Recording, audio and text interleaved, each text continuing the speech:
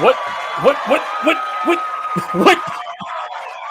Okay, that wasn't my man. Okay, yeah, I was like, me. as soon as the stream was going up, I saw that Mark like disappeared, and then I was just like, okay, what's going on? And then it was just like queued up on the side. Wow, it's already gonna be one of those, I guess. Yeah, and chat's not loading for me on Streamlabs, so I don't even see the chat for stream. I do see the stream chat, but yes, hello and welcome to TokuTonic Shift, where we've been well, I've been off for like a week. I had some stuff pop up, mostly work related stuff, and just to kind of weigh into things in terms of my content output's a little sluggish right now because first of all, the AC went out on my vehicle last week, and you can imagine with the heat waves and the long drives that I do. So for some people that know, I drive maybe 3 hours one way on a drive, and then I come back. Now imagine that with no AC. It's abysmal. I had heat exhaustion last week, which was part of the reason why I was like had to cancel last week's stream. And then for this week, I damn near like passed out from heat exhaustion and ended up having to get that fixed, and it set me back $1,200. Yeah, money that I did not have, so I had to take out another credit card, literally just to get it fixed, because or else I can't drive. I can't do my job and consistently suffer like heat stroke, heat exhaustion, all that crap. So it was terrible. That's why that's kind of why all that's been going on. But otherwise, I'm still gonna try and get out my BoonBoomger video tomorrow. We'll see. I did work on the opening bit that gave me an idea to make kind of like a reoccurring segment. I don't know. It just depends on how well this bit is received, because it could be applied towards anything Toku related. Slight little hint is it's something that I do on the Twitch streams semi often, but this time it'll be in video form. So, Mark, there's a joke there. There is. Mark, what you been up to? Not much. I just do videos when I feel like it now. No, it's been hot and working, and yeah. Now there's totes of Toku stuff behind me because I'm actually finally like organizing my stuff a lot better. Like in the next couple of days, so I'm trying to get everything situated, and yeah, that's it. Nice. Nothing. You reviewing? Oh yeah. By the way, no, I'm not. But thank you for the DM that we weren't going live last Friday. I was sitting in here in the lobby. I was like, what do I know it is? I literally made a post on the YouTube. That's why.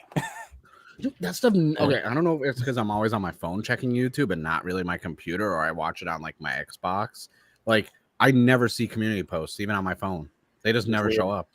Really, I think it does depend on your YouTube settings to see like community posts as well. Well, no, I see yours all the time, Ash. Like whenever you do the Power Ranger, I was like, you're the only person who I see community posts from. I don't know if it's maybe because you post consistently to update people, so it just pushes it through the algorithm to show up on my screen. But yeah, I'll do one community post a month. You could have just sent me a DM going like, what's going on? Like, what you doing? No, I checked your channel after, and I saw the community post directly on your channel. I went to the community tab. I was like, okay. He's like, why are you playing Among Us with the Discord? That's exactly what I was doing last Friday. I was like, you know what? I need to chill. Let's just play some Among Us on Discord, and that's what we did.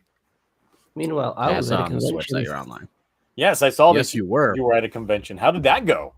Really good. I spent too much money because you know those lottery tickets, those lottery games they have in Japan, like the spinning ball one or the peel back the tickets. Yeah, those ones. Yeah, I played them and I won shit. What'd you get? Two things I bought. Some of them aren't. They're downstairs because I bought One Piece cards as well. I love One Piece cards. I turn my head to see it better. But I managed to win this. Oh, Goku with the Yardrat suit. Yeah. Nice. I wanted the Piccolo. It was Piccolo doing the Hellzone grenade, which is like peak Piccolo. But I also managed to get like Metroid Prime Hunters on DS for like $30. And I managed to get... Pardon?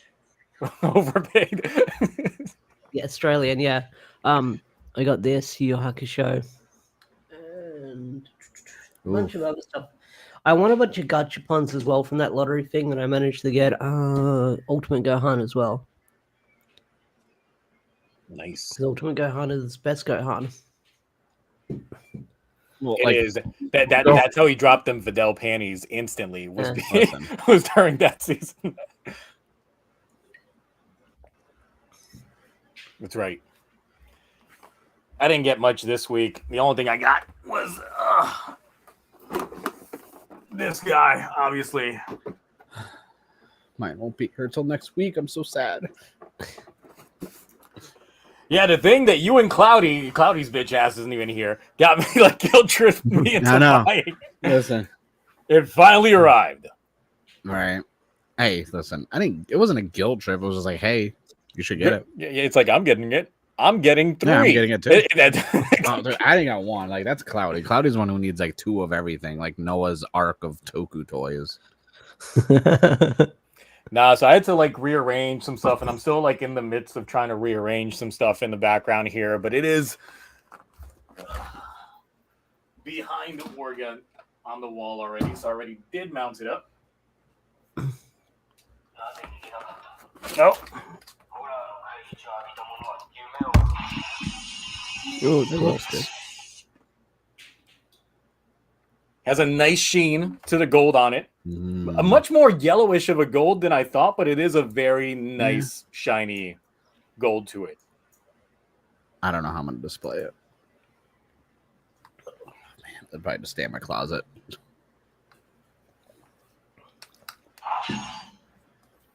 Though I really hate, I guess for convenience sake, the on and off button is like hidden inside the plastic, so you have to like actually take off part of the hilt completely, take off the entire plastic off the side that exposes the battery to actually turn off and on the thing. So that's the one thing about it. I'm just like, that's too much of a hassle. Once you pop that thing in there, it's like, It's probably what I say is I'll play with it really quick, and then I'll just like take the batteries out and turn it off and never like turn it back on again. I'm gonna feel left out. I didn't get any like. I mean, I got like some new command strips, and so did I. I also found got these command strips because we were talking before chat. I found 3 factory sealed Power Ranger VHSs for the first 3 episodes, and even though some people don't like him, there is a person that's going to be at Power Morphicon. So no, these are factory sealed. Never mind. I'm not going to have him touch it and sign it. And then I got horror stuff because Bloody Disgusting has a Walmart section, so I got a Bloody Disgusting shirt, some Killer Clown lanyards for work, and Ash will like this. It's not out yet, but Image and Kyle Higgins sent me the Radiant Black 29 and 29.5, but then the next day on the 4th of July, no, 29.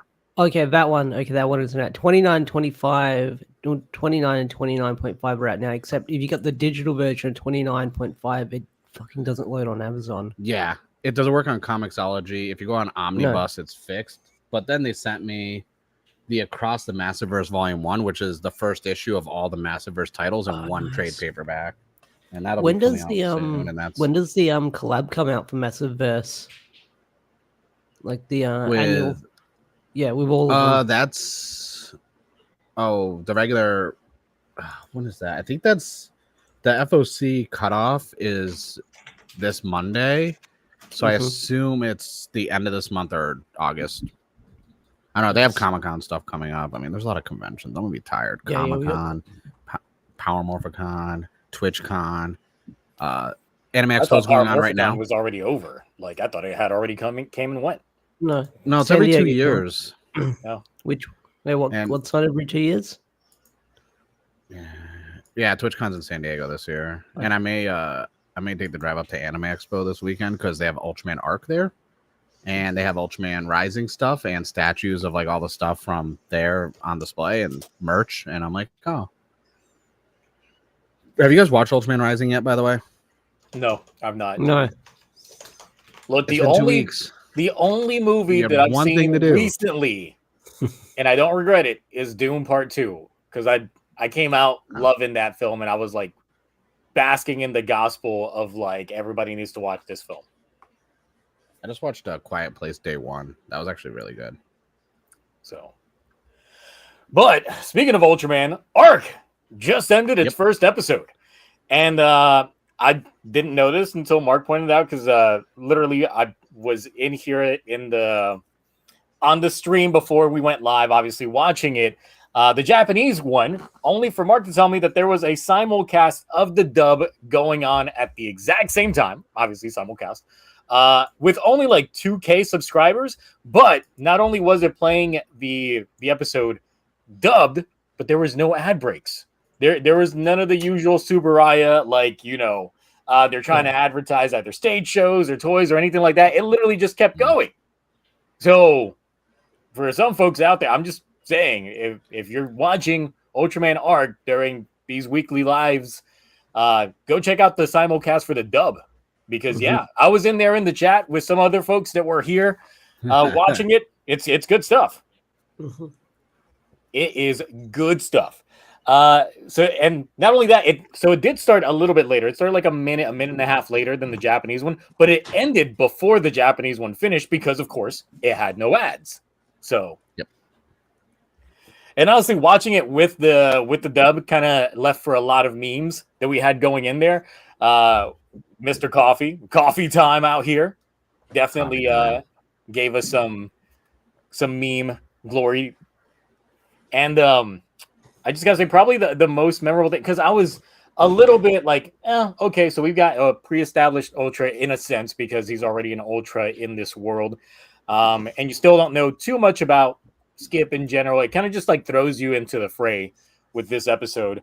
But I think what most people are going to be talking about is just the fact that we had the real-time counter and the one-shot fight. Like, literally, no changes of camera angles. It was one continuous take for 3 minutes.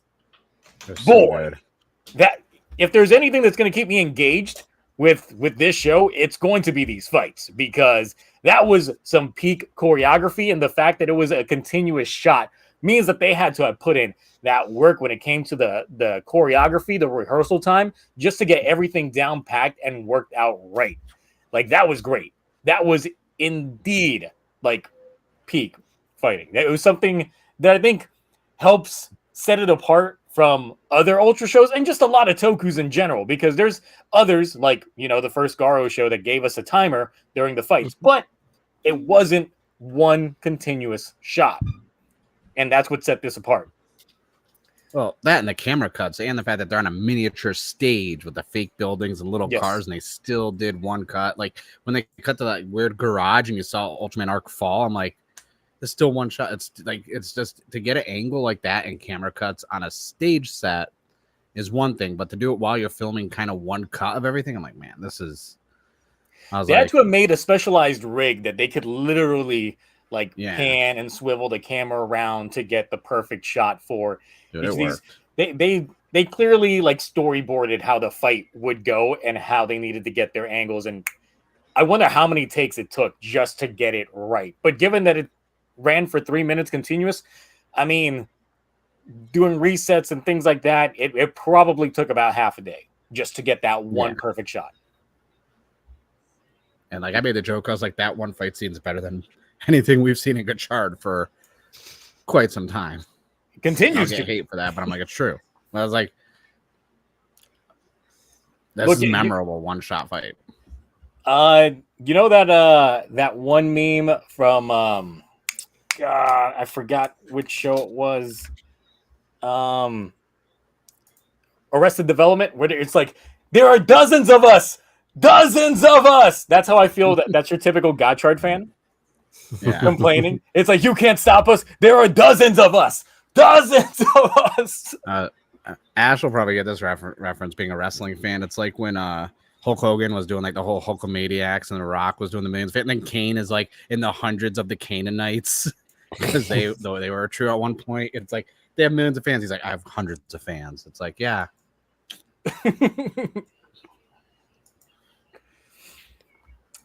No, but otherwise, show actually, I came into the show not really with the highest of hopes with this one, especially coming off of Blazar and the tone that set. I'm still not sold on the main character yet. I got to see more of them. Like, the only thing that I can really just speak to is just how peak that fight was, and that the supporting cast right now is better than the main character to me. Besides, what's his name? Yuppie, the robot. PU, P unit, whatever. I don't know.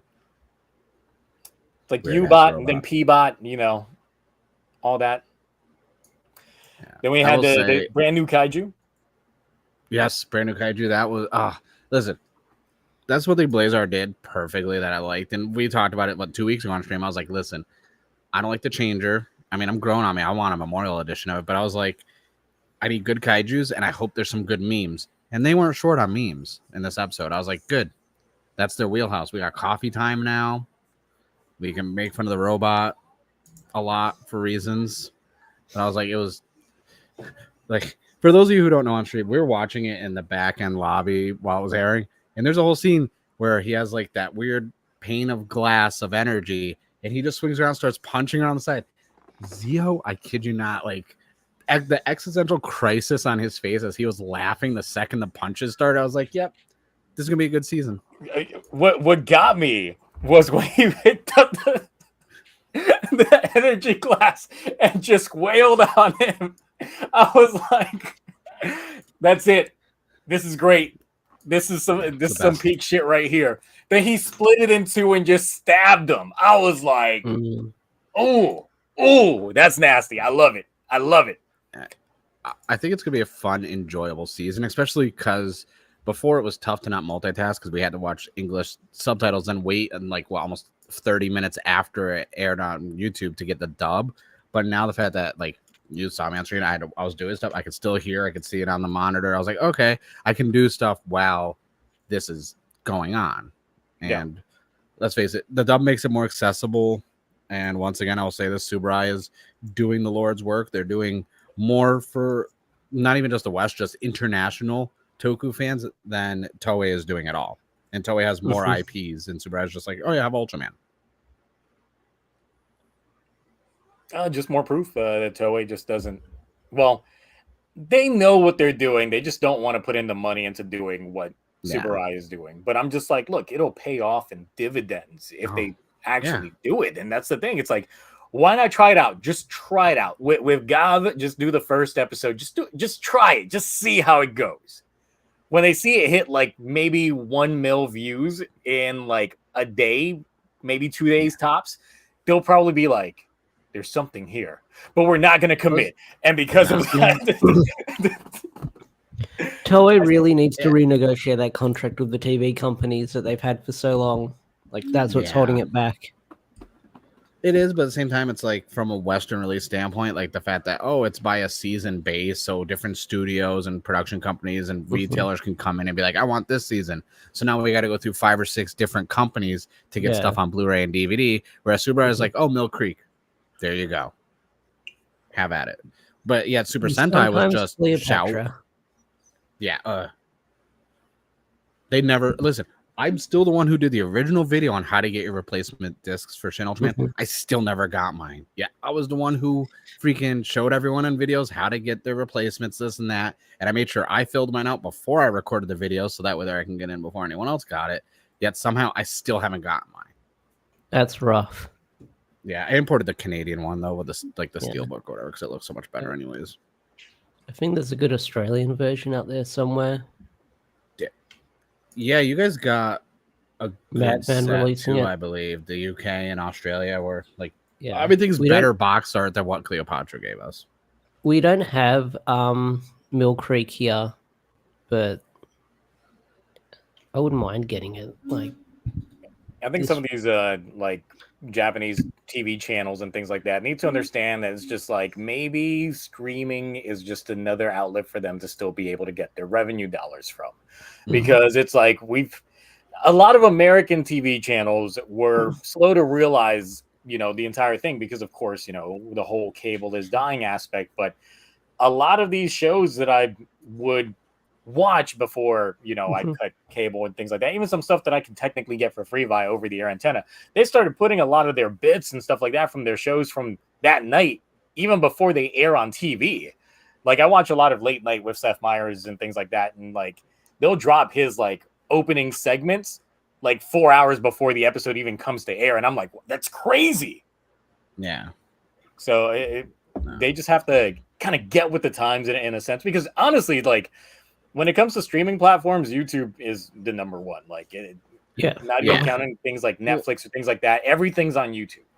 Mm-hmm. If Toei just put some of their stuff that they do on the Toei Tokusatsu Funtime streaming app, if they just put some stuff on there, like prime example, was it I think 4 they or do, 5 but years ago?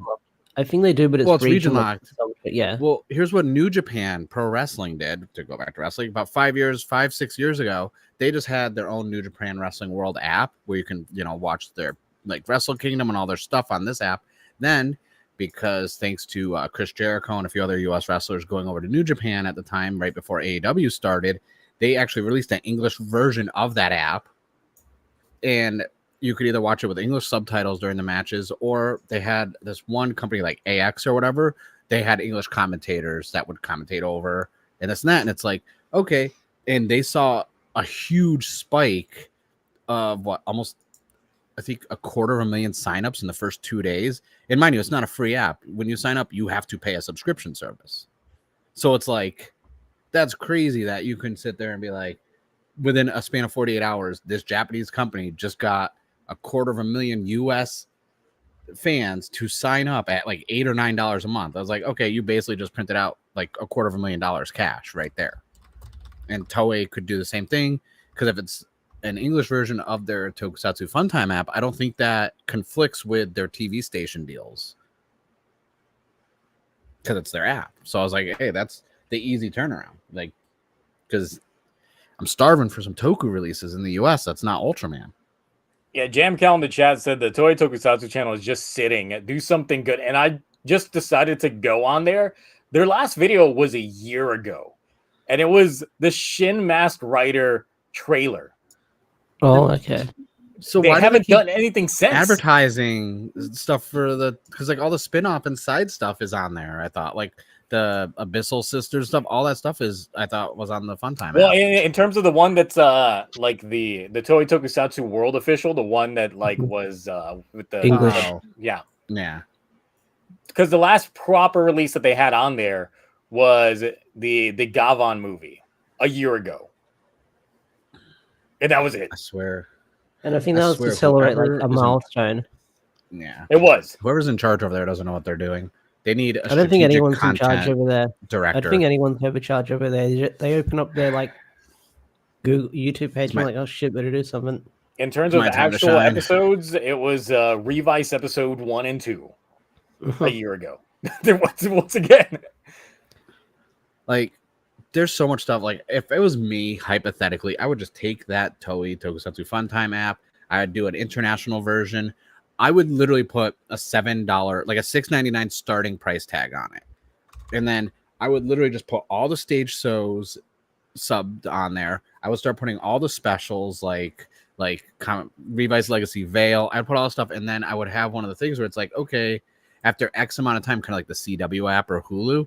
Oh, your Gachard episode 32 airs on, Saturday. Okay, Tuesday it's on the app with subs.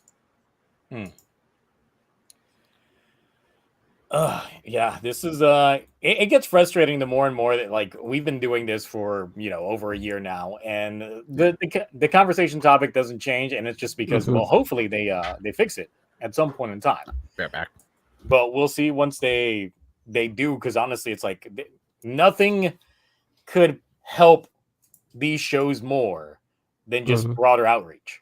If they're so against like fan sub communities and things like that, and people that kind of show some clips like myself and other reviewers or other people that just cover the content and put some footage in there, and they just like try going like, but my IP, even though we are technically, well, some of us are properly using it as fair use type things. And they still go after it. It's kind of ridiculous. It's like they don't understand the proper concept of it. Let me see Cosmic Orchid real fast. Let me move Chip Skylark over here. My shiny teeth and me. All right. TV Asahi, the one that has the TV rights, also has their own streaming app, but it's likely locked to Japan. Well, obviously, I would say it's very likely just like other countries do it, because I know like BBC does like the iPlayer that's like locked specifically to over there unless you're using VPNs, things like that. A lot of these Mhm. companies do it, even in the US. A lot of their stuff tends to be region locked as well, even Right. though, And it I just know, kind of gives prospect to more VPN usage. and I know that I've seen Don Brothers on Amazon, but it's probably like the TV station, like putting it on demand, like after it airs for a certain amount of time. Hmm. So it's in like that 4K. So I think that's where some of the rips come from on the ticket machine? Question mark. Yep. Yeah. That's how come sometimes you would see those AMZN right there in brackets, because Mhm. they would come from there. Yeah, it's like they should understand it. If you're putting it online, there's some people out there that honestly have access to VPNs and they would still be able to access it anyway. So at It's that not sub point, there. it's, It's not it's sub like, there, unfortunately. yeah, it kind of I don't know, the whole thing about internet restrictions from region to region is kind of off, especially once you have things that can easily bypass the region restrictions. Right. So, but outside of that, back to Arc real fast. Honestly, looking forward to the weekly outings now. Yeah, I hope they can keep this Fun. quality going into like the remaining episodes. And I wouldn't be surprised if they don't, but I'm just like, that was a really good episode 1. Mhm. Oh yeah, no. And the good thing is too, it's gonna be obviously Ultraman's like 24, 25 episodes, so it's like we're not gonna really get any filler. No. So I'm just hoping the pacing stays good between now and like episode 6 at least, because just to give it like the first handful. Yes, VPNs do not supply subs, and I mean there could be honestly there's so many things out there that can offer like auto translations that some of these companies can just have on there. Because I mean even YouTube does like text to speech and text. Well, it does speech to text and then speech to text to auto translate like just automatically within their own systems. So it's not technically too difficult nowadays to do it for relatively low cost. Right.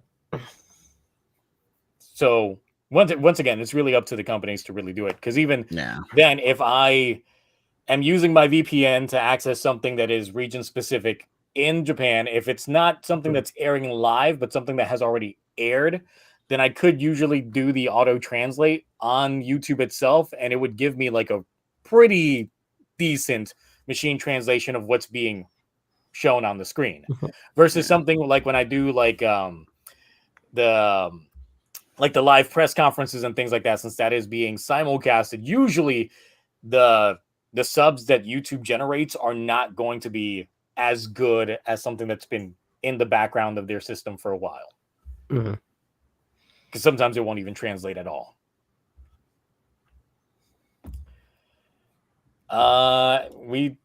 Only Mark has seen Ultraman Rising. I haven't seen it yet. I know no one wants to freaking watch this freaking peak. I've watched it 3 times already, and about the SH figure art. Man, it must be nice to have time like that. No, I just don't sleep. Honestly. I worked like 60 hours this past week, and that's including my stupid commute, which is soul crushing in Southern California traffic. Yeah, that's the thing. I'd rather take my country roads of continuous driving than bumper to bumper traffic. I don't have to think while I'm driving through country roads. It's not even bumper to bumper because I drive like a fucking asshole. Like legitimately, like I'm literally like just a douchebag when I drive. It's just the fact that there's so many lanes, and then there's always accidents. I'm not saying I caused any because I don't. I'm Yeah, that's why I don't like going to Atlanta. Yeah, no. Atlanta's got like 10-lane highways, and I'm like, nah. Yeah, never. I've never been to Atlanta in like 5 or 6 years. I just remember it just being trash on the highways out there. Oh yeah, it's disgusting. You and your American traffic, I tell you. What will you guys get? Like a wallaby in the middle of the road blocking? I will take our traffic over the huntsman spiders on cars. No, thank you. Okay. Wait, let me Google this before I. Out here riding like ATVs and shit. Dude, I literally saw a whole video where this person was driving in Australia and they had a huntsman spider just like hanging in the rear wall and I was just walking up the side. I'm like, is this spider aerodynamic? Why is it not flying off the car? Why is it just walking on the car while it's doing like 40, 50 miles per hour? I was like, nah. Okay, got apparently gains, them legs I strong. take that back. Apparently, Sydney Harbour Bridge has 12 lanes. Okay, see. All right, I take that back. No thanks. Not a fan. Not a fan, no. We'll get you on one of those browser really quick because everything froze. Get you one of those electric scooters and send you towards that highway. Just let's see. No, Test your luck. Look, I work in the city. I see a lot of people go buying electric scooters. I still think it was like Segways and the little hoverboards 10 years ago. Now we've got like the menace to society. Segways were dumb, but they were extra dumb once the founder and creator died on a Segway by falling off a cliff. Was the Segway the Segway was the one that didn't have the handle. It was just like the Segway's the Paul Blart Mall Cop, the one with the handles. Yeah. There was like the one without that. I remember that went around. It's the hoverboards are technically the ones that didn't have the handles where you just the hoverboards. It went to the hoverboards to the Segways. I don't know which order it went, but now we've got like the little electric scooters that you pay money and we can't even hear you. On them. Yeah. You reset your whole thing, and now it's just like he's gone. Yeah, we just get Huntsman Spider got him. Yep. No, we still can't hear you, Mark. He could be saying all kinds of things. Yeah, you might have all kinds of interesting things to say. We might be out here expounding on the new gospel of Terrence Howard, and just yeah, we just couldn't hear him. We couldn't hear the good word. Oh well. So let's talk Chip Skylark down here. Oh yeah, this dropped on Monday. This came out of fucking nowhere when I so I don't know if you watched my video, but like I got to the bus stop on the way to work. I open up like Instagram. I see it. I was like, this is gonna be fake because this just came out of nowhere. I checked Ranger Board on Twitter and it's real. And I was like, oh, okay. Yeah, that's the thing. It's like because we got done with the stream on Sunday. I woke up on Monday. When I woke up on Monday, that's pretty much when I saw everything. And I was like, ain't no way. Because I've been seeing like the images of Gavv like beforehand because we had those like leaks and things like that. And they legit looked AI generated. I haven't been following the Gavv leaks because I don't know if it's because like either the leakers have me blocked or I'm not following enough leaks because I'm not checking my like Twitter because I'm always at work all the time. So I haven't been following a lot. Usually if I find out like second-hand, third-hand information, it's from like a Dawson Rider video where he'll cover the leaks. Yeah. And I don't know if I'll always watch the video. I'll just read the title like, oh, okay. But yeah, this just came out of nowhere, which was kind of a nice surprise in a way. Yeah, and that's the thing. It's just like really just they just dropped the poster and it was like there. And then the thing is just like I got this wrong in my video because of course the one website that was out at the time had like very like spotty translations for it, very spotty information. Yeah, because it was saying that pretty much the belt was going to come out like on Monday, but it turns out once we got some proper translations to it, that it's that the information for the belt is going to be coming out on Monday. So Monday, okay.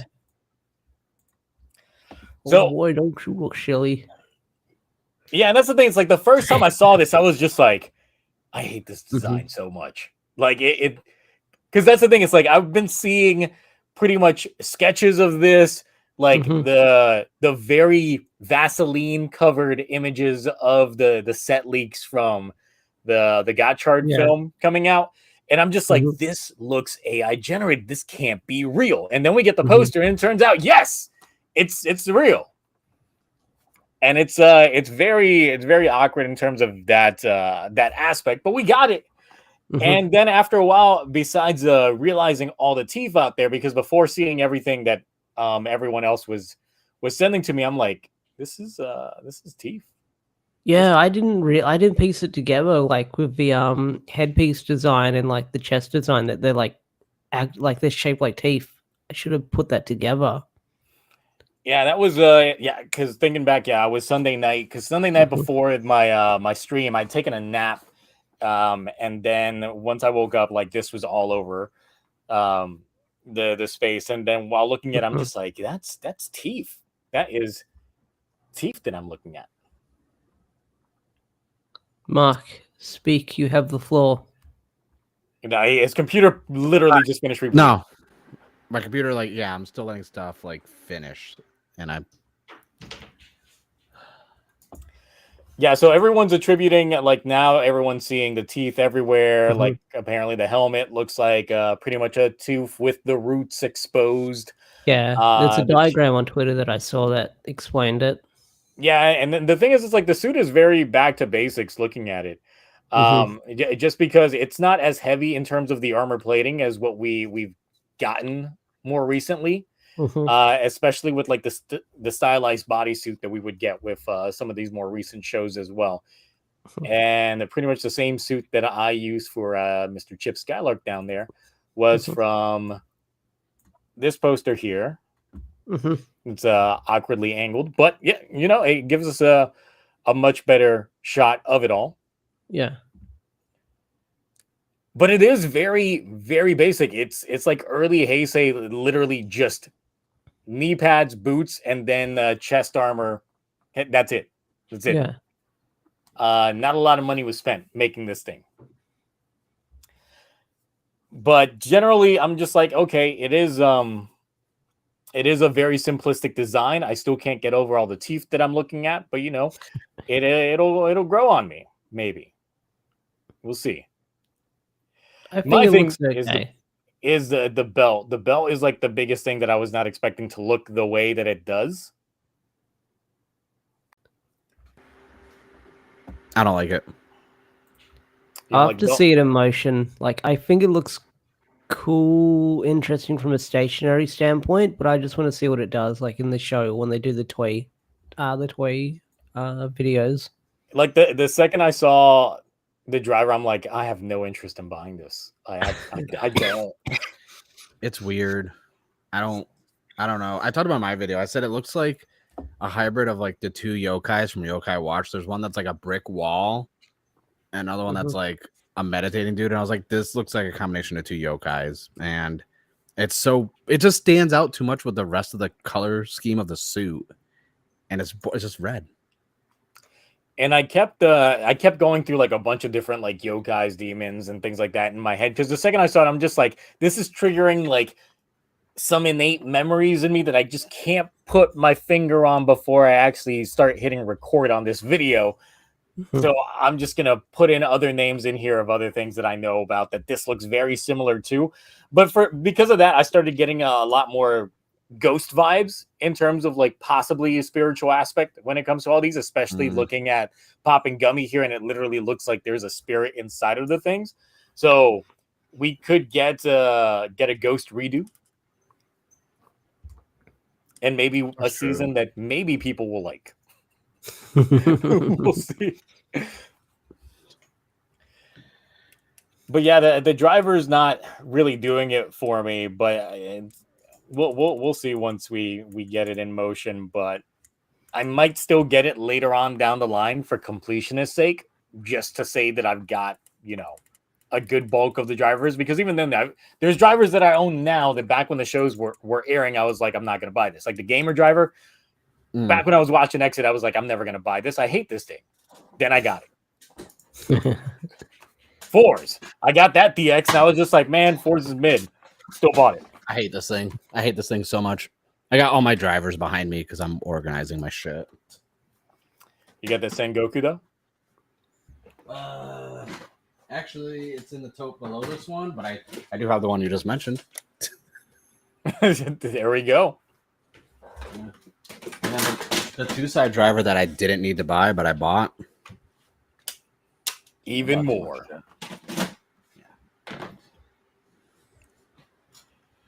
But we'll see who's the writer for this show, because that's my biggest thing right now. It's just like, okay, we've got production staff, but that's production staff, and it's usually like the same names, you know, year after year after year when it comes to production staff.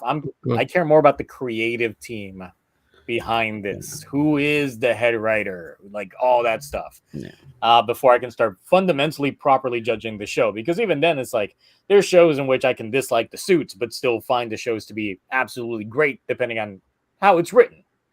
It's all about the execution when it comes down to it. Now, I was restarting my computer. I know this Monday they're doing more look at the driver on Bandai is. Did they do any announcements for like when they're going to do more show stuff? Like, because I assume the press conference is going to be coming up like with another month or so. I know the movie is the 26th, so we'll see the first release of like the form revealed in that. But I'm wondering if there's anything else that's going to come out between now and then. Well, the thing is, it's like for Godchard, we ended up getting the presser. I think it was 2 weeks after the movie. So, Right, so August. Yeah, so it'll probably be like mid-August. So probably around 2 weeks before the show actually goes to air. Because I think the what is it? Yeah, we don't have the date on the poster. And then we'll have our subs for the summer movie by Christmas. Never. Yes. I can't wait for the summer movie to be implied to be very important to the storyline of Gotchard. And then That's a dream. It doesn't matter. It's a fever dream.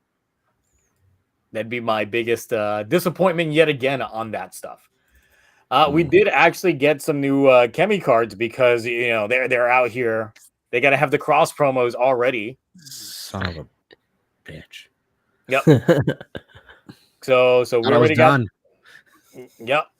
They're like, here you go. Get some Gavv cards up in the mix. So get that. Get some more. Oh, and by the way, like they gave us how the Legend Rider gimmick is going to end up being with these guys as well. That's actually pretty cool. If And that's this Yeah, was it's kind of the adorable. Those are It's kind pretty of neat. adorable. I just want to know if you can because I feel like they're closed and you could see gimmick in like the photo of the belt. There's a pinhole on the top of it. So I feel like when you open it, it pulls it open. I was like, I wonder if there's a way you can open it without the driver. Because like, I don't probably you can always figure out a way to open them up. It's the same thing with like the Wonder Ride books. I can pop those things open even though I don't have a Driver. A Seiken sword driver. I just feel like they're like only gonna be like this big. They're gonna be like the size of like icons or wizard. Oh yeah, they're definitely gonna be Tic Tacs. Yeah, and at least they look like they can display easier. Like, because that's my thing with gimmicks. Like, I want to be able to display them if I'm gonna go all in on gimmicks. If I can't display them, I'm not gonna buy any. The thing is, if the gimmicks are literally virtually the same thing, because they all, from the looks of things, look the same, then it probably would be very easy for someone to essentially kit bash and kind of create their own like gummy variant on whatever they want. I'm just saying, as someone who is sponsored by an edible gummy company, I'm definitely gonna have to do videos every week on this because I was like, the second I saw it, it was a gummy. I was like, oh, genius marketing for me. I was like, I'm ready. Get Gachard out of here. Let's end it right now. The show doesn't need an ending. No one cares. Let's jump right into this so I can start. Look, there are dozens of them. There are dozens of Gachard fans. You know how disappointed all 24 of them are going to be if that show just randomly stops? Oh, they're not going to notice. Look, I'll lose my 24 subs, and then I'll be like, damn, all those Gachard fans. The 7 people that are asking for Gachard reviews. Like, there are 7 of us, damn it. We need those reviews. I'm just like, do you really just want me to rant again for another, like, 19 minutes straight? Really? Because that's all it's going to be if I do a review again. Listen, if we go based off the freaking algorithm of YouTube, being negative is where you get the views. I'm about to make a whole secondary channel just to be negative about everything. Yes, get in on the grift. Oh yeah, no, you gotta. It's very lucrative right now. That's when you cover Disney-related items. I'm biased. I live near Disney, and I like going to Disney. Their burgers have the best pickles out of any place I've ever been to. I will say out of costume design, yeah, for Gavv, I would say it is the most simplistic out of all the other ones. But the poster, though, I do gotta say, and I pointed this out in my video, looking at the poster, it looks very simplistic. But then you look at every other Kamen Rider poster before this, and they're literally just standing there chilling. That's it. That's all they're doing. They're just posing. Gav's out here about to kick some ass. Like he just and for me that sets a tone that I'm expecting him. I expect this guy to come out swinging out the gate. I like the Gachard poster though, with all the Chemi cards around it and this and that, like on the top of the building. So I thought that was a good poster. But the thing is, it's more of a style aesthetic, but there's not like a lot of action. It's not an action. Going. Yeah, there's no action in a lot of the posters for the first reveal for Kamen Rider, even for Sentai from that aspect. And they're really just as simple as this is. It is more of a, I'm expecting peak action with this one. I'm expecting a level above Geats. Now, I'm putting that in my headcanon now. I'm expecting a level above Geats when it comes to action choreography. So because it's like candy related and this and that and the tooth, do you think the main character would be a dentist or a kid obsessed with candy? Are we going to get like an X-Aid mixed with Ghost where it's like, it's a dentist, so he's a doctor, but also... I saw some people, I think it was on Monday, post up on my Discord that Keza put up a video saying that her prediction is that Gav's a dentist. But I'm like, that's a little bit too on the nose. It's rare that you see a writer literally be what they are in their civilian fit. Like, there's usually not a proper correlation between their civilian fit and what they actually are in there for the main writer, because it's usually too on the nose. What if they're the son of a dentist, like in that Tim Burton Willy Wonka remake? I never saw that. You never saw it? Oh, okay. Charlie and the Chocolate Factory or whatever it was. Yeah. Yeah, that's the one with Johnny Depp, right? Yeah, and the good doctor kid. Yeah, I didn't see that. Yeah.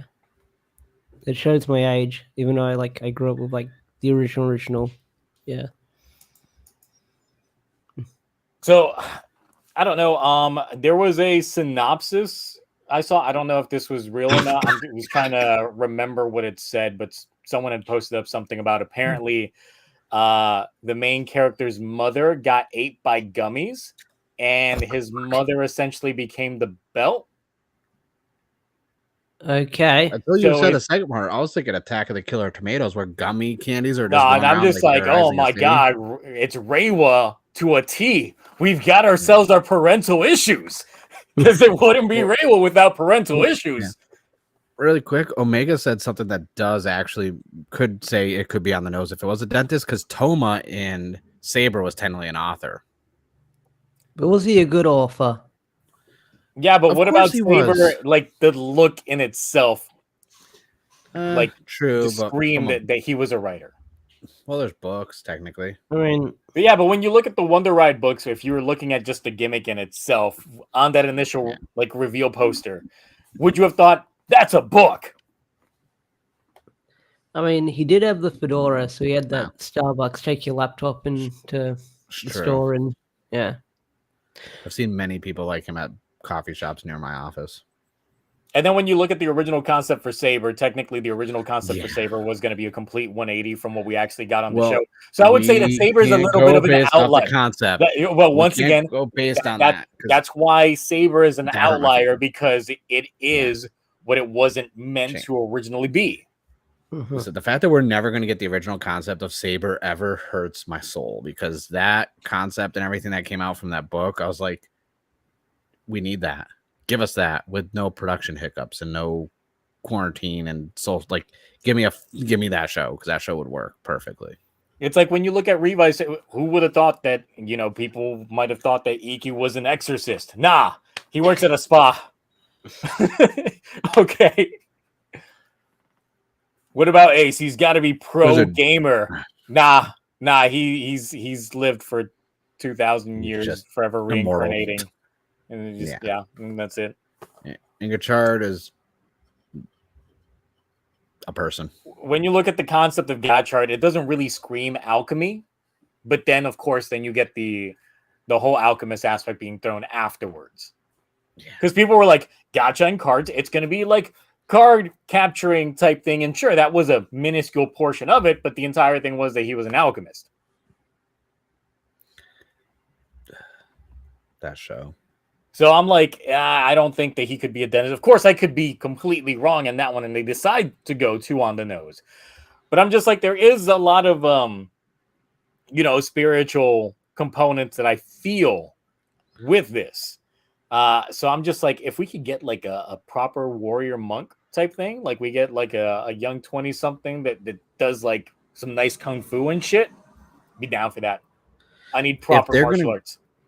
If there are spirits and like yokais and like stuff like that, I hope, because it hasn't been that long, I hope it's at least handled better than Revice with the demons, because that's just going to be like, all right, we had demons. Now 3 years later, we have not even 3 full years later, we're going to have freaking spirits. And I'm like, I just hope it's actually something that is pertinent and makes sense, and not something that like the concept was not executed properly in Revice. So if it is going to be spirits, I hope it's done like really good.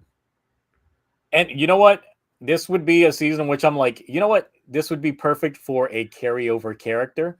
Kajiki has been done dirty in Gotchard, and he's all about the supernatural, like that kind of stuff.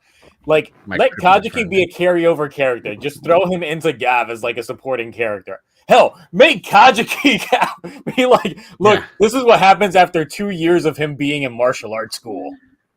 But they don't acknowledge anything from Gachard in it, like kind of like with exactly. They did with Zenkaiser to Don Brothers. His name's still gonna be Kajiki and all that stuff, but there's nothing to tie it into Gotchard. It's just like, is he ever gonna address the elephant in the room? No, he's not. No, literally an elephant in the back room. There's like a picture of Hotaro and him like in the background. Never like, who's that? About.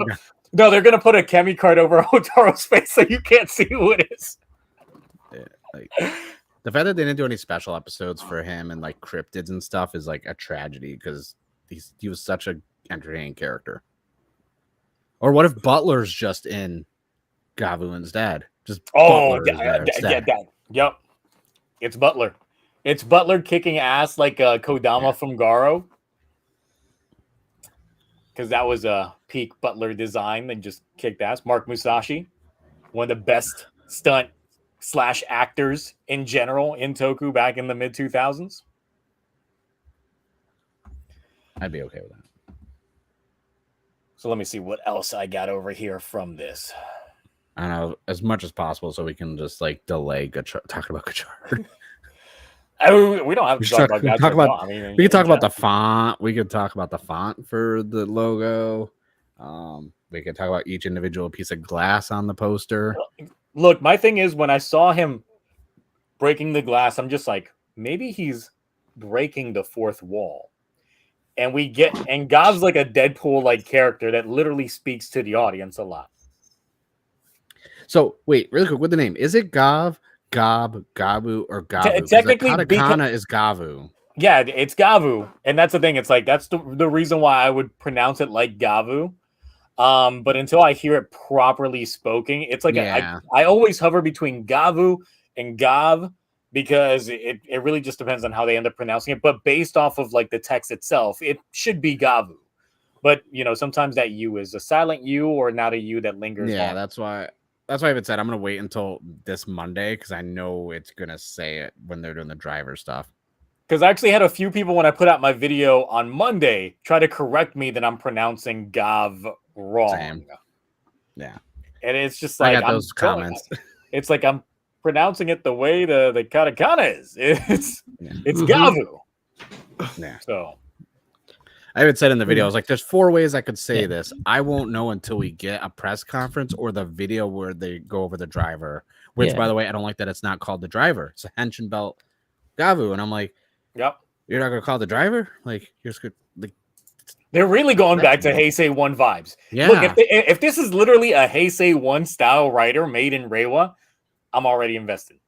But we'll see. We need it. It's what it needs right now, because I just realized how many seasons in a Reiwa we're going, and I'm like, man, like, we need some changes. Because that's the thing. It's like, we've been going in a back to basics resurgence. The pretty much with these last few outings. BoonBoomger technically is a back to basics. Arc is being treated as a back to basics. So Gavu might be a back to basics writer in terms of like going back to Heisei 1 vibes. I'd be okay with that. I'm gonna laugh if it's the most Reiwa season ever. Oh my god. Like there's a hybrid of 0-1 in Revice. Just Yuya Takahashi's the head writer again. Like we'll see. I mean, there is there's always rumors regarding who the head writer is. I saw some people floating around that it might be the head writer of King Oger, who was technically Takahashi's understudy, which is why I was hesitant when it came to King Oger. But if he's doing Kamen Rider, then I'm just like, that just tells me I'm gonna get a peak first half and a very lukewarm. All right, there's gonna be a random time jump. The main character's in dentist school, and then there's a time jump after he graduates and starts his own practice. Just because that yes, King Oger time jump. A sequel to Agito, I don't know, because it's like he's eating gummies. It's not proper food. I don't think Shoichi's going to be out here making junk food at his restaurant. Spoilers for the end of Agito. He has a restaurant at the end called Agito. Like, how many years ago was that show? Like, spoilers for how many years? 23-year-old show. Yeah, I was gonna say. Do I think he eats ass? It depends on the kind of ass. I'm not even touching that comment. I mean, it could be donkey meat. You all know, it could be donkey meat. Nope, passing on that one too. Trying to turn a new leaf like here, Agito man. and Kuga, but simpler. Agito and Kuga were simple. Did you not look at those designs? It's like, all right, let me take those. Let me combine them together, make them purple, and then let me use the blur function on Photoshop, and there you go.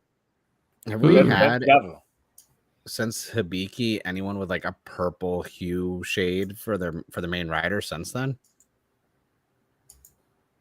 I don't think so. For a main rider, no. But the I still don't like the suit. It'll possibly. The thing is, I can't like not see the teeth ever since I realized that it was teeth. I'm just like, yeah, all the teeth. They look like candy corn. I hate candy corn. Yeah, that's why I mentioned that in my video as well, because the chest piece literally reminds me of candy corn. It's atrocious.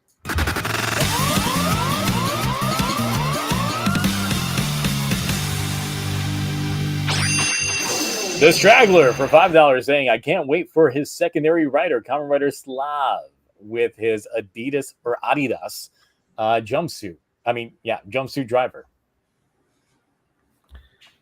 Well, apparently there already are rumors of the secondary rider. Secondary rider's name is apparently Kamen Rider Valen, named after Valentine's, and it's supposed to be a chocolate-themed Kamen Rider. What? Yes, that's already a thing. So, yeah. Oh, my God. It's already there. It's already out there. We already have a name and a gimmick for the third rider from the usual suspects, like the usual sources of these things. Also, I'm really mad at because is it me or the person who does like the crayon sketches of the drivers getting way too good with these leaks over the last couple of years? Oh, they have. I feel like they might be like straight tracing them at this point. Like they got the production shot and it's just like, oh, yeah, they've got the driver right in front of them. They're like drawing them like that scene in Titanic. Or they're the line artist for the actual toy. Yeah, and they're like, here you go. I was like, how are they batting 1,000 like this? Like whoever this is on one hell of a streak of being accurate with their freaking predictions and like leaks. I mean, clearly they've got their proper sources when it comes to all that. This is President of Toei just doing it for fun. He's sitting in his office with crayons, just drawing stuff. He's like, I want it to look like this, and then he just takes a photo and puts it on Twitter. But pulling the Ubisoft original, that controlled leak. Or like when Ryan Reynolds literally said that he leaked out the Deadpool 1 test footage, like years later that he actually leaked it. Yep. be on a plane and be like, "Hey, you watch Heroes in Spandex? Well, check this out." It's like, I don't know what that is. It's like, yes, it's a show called Masked Rider. I'm spoiling it for y'all. That's how you know we're gonna go old school if they say Masked Rider. No, but they don't, because the logo legit just says Kamen Rider Gavu right there. So right. Well, that's when we know we're gonna go back to olden days. Like after Gavu, the next season, be like, oh, it's Masked Rider. This. It's like, oh, you sons of bitches. But the thing is, they started doing that like post-decade. Decade was like, all right, this is when we stop putting the subtitle as Masked Rider, and now everything's just going to be Kamen Rider, and we go from there. It messes up my collection because, like, for the Figure Eye standard model kits, they'll say Masked Rider, and a few of them say Kamen Rider. But then having all my boxes still for a lot of my Heisei Phase 1, Phase 2, like drivers, like you just see that I have them all like on a shelf in my closet because I have one of those shelves, and it's like Masked Rider, like Garen, Blade, and then it's like Kamen Rider, and I'm like, bro, like it. And then they changed the form factor of the boxes also. And I'm like, man, I can't display all the boxes now because they're not like. It's like when Bandai changed the SH figure art heights after 01. I can see that there is another rumor. Zedio out here posted up that Valen is rumored to be a gun user that started out as an evil black rider before turning into a good white rider. He's literally Daiji 2.0. Ooh. But he loses as much as Daiji, though. Yeah. Does he literally have to cry to get his cool fit back again? Also, yes, I did see about the sword cake. There's literally like a cake, a birthday cake that's a sword. Honestly, and it's just like, well, that could be the Christmas one because they just eat cake. Yeah. So yeah, I have seen the images surrounding that little rumored trinket going on there. So that's that's a funny little thing right there. The armaments, because the big thing about these little gummies is that it looks like they have different arm components to them, and that affects what Gavu's finishers are. Because of course, this foot is not his natural foot. It's like a wake up type thing where his foot is literally there for the power up. And then one of the cards, which one was it? This one here, Punchin' Gummy, clearly indicates a Rider Punch finisher for that one. So we got a lot going on here. My shiny teeth and me. I should have made that like the thing every time someone super chats. Edison Kelly for $2. A running gag with Gavu having a sweet tooth. Now, it should be the opposite. It should be that he actually hates sweets. That he literally just loves him like vegetables. He's a veggie hound. He's like Boken Silver AG. Like he loves him some veggies. He can't stand the junk food. And then it's just like, damn it, really? Really? I'm over here on like, eating strict non-sugary stuff, and then you're just throwing it in my face. It's like me. It's like when you become the rider of your polar opposite.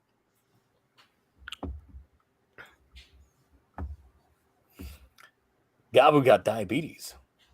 He doesn't like candy. Boo. I mean, look, it could be a possibility. There's some people that got burnt out on sweets. For me, I had a really, really good Halloween when I was a kid, to the point that it was so good that one Halloween that I hated sweets for about a good 10 years because it was just too much sweets. You ever burn yourself out on sweets? I sure did. I was never sweets. Like, I mean, growing up on a farm and like the middle of nowhere, like, yeah, I got Halloween candy, but like, and like Easter, but other than that, like, I never really got into candy or junk food. I don't know, I'm obsessed with Snickers, but that's about it. That's like peak candy bar right there. No, Snickers is good. I usually grab myself a Snickers from the vending machine at work. I miss when they used to have the Snickers Take 5. They had like a little pretzel in there too. I found back when I could eat that. A Rocky Road Snickers that had marshmallow and this and that, and it was a Christmas release. And I've been searching for it for 6 years. I've not found it again. I bought one randomly out of Kroger's, and I've never seen it again. if they bring back those white chocolate Snickers, I will break my diet the moment they bring those back. I will make a candy bar review YouTube channel. Now, the one thing about this that I actually do like, because remember with Gotchard, we got form crazy. All the fucking forms. All of the forms. And I think we got burnt out. Hell, one of my biggest burnouts for the early reviews for Gotchard was the fact that every episode I had to talk forms. And it wasn't always just like one form. Sometimes it'd be like 2 forms or 3 forms. Because there's just so many forms of Gotchard. Now, you know, we think back to those days fondly. Like, we had a lot of forms, but at least the show had time to get better. As opposed to us being in the future going like, it never got better. Oh, shit. That reminds me, I never did a ranking, my halfway point of ranking Gotchard forms like I do every year with the shows because there were so many. There's too many forms. Too many forms. No, so with this, if they're really just doing armaments for it, kind of like Forza does, in terms of like just equipping different portions onto the legs or the arms or something like that, I'm fine with that. Because it's not technically a whole new form. It will bring some of the costs down when it comes to budgeting for the show aspect as well. And you don't have to worry about so many candy toys because, you know, yes, I do. It's just an arm here, a leg one there. for every arm. What they're going to do is they're going to release a base form one, right? And then they're going to do an accessory box for the arms. I'm going to have to go hunt down 2 more boxes to make the base form over. And like it's with Geet's entry form. Like, oh, here's an entry form with 4 helmets. Like, oh, yay. Now I got to go hunt down. Just go aftermarket for just the arm. Oh, no. Yeah. Well, no, they'll give you all the arms. You need the aftermarket for the extra bodies to put them on. Which I had to do. Like, dude, that was so much money doing that with freaking Geets for the entry forms. Like, I still haven't even finished. I still have 5 more I got to do. The reason why I hate Valvorade for his armaments is because Valvorade looks dumb with his armaments. There's a difference. There's a difference. There's also a difference when you're the main character of a show. They normally give you better stuff than a no-name has-been like Spanel over there. Just saying. Because besides those 3 episodes that Spanner got early on, that's it. Actually, not even early on. That was the halfway point. Nah. That was when he peaked, and never again. Never again. He went back to like the low end of things. Yeah. I haven't watched it in a while, so I have no idea what's going on in that freaking show. I don't want to get into it. It makes me mad every time. Skip it.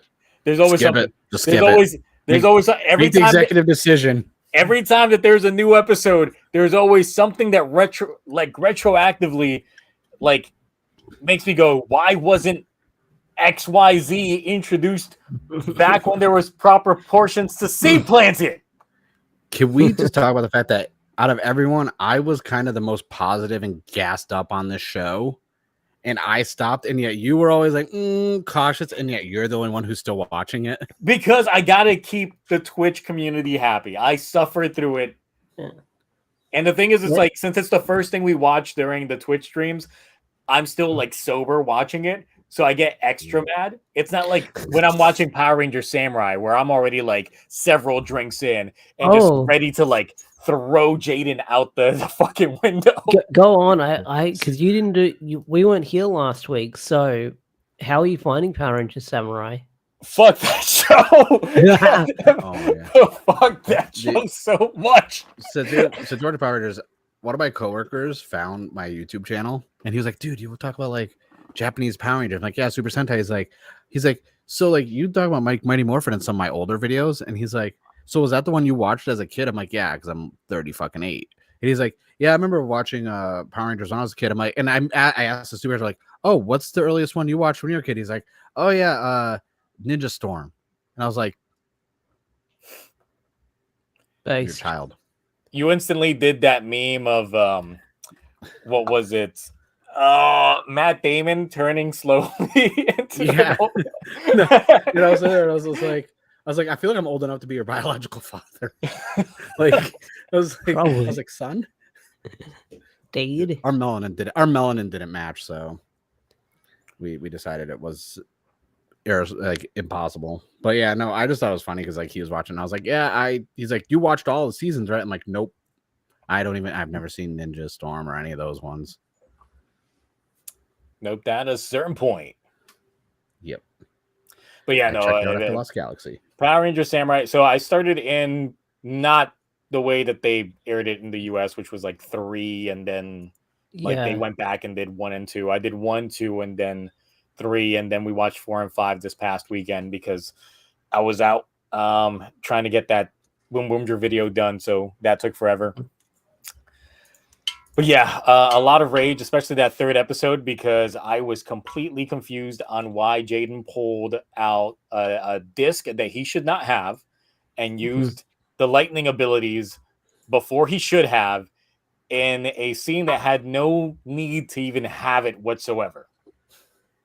It's just there. And the deadpan delivery between everything, it's just so bad. Yeah. Also, last episode we watched, he did a summoning technique to summon sad baseball kid's dad from his back.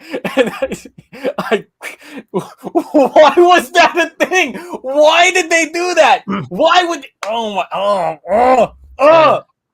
I really I really hope like once you get done with Samurai and Super Samurai, but you make the jump to Mega Force and Super Mega Force.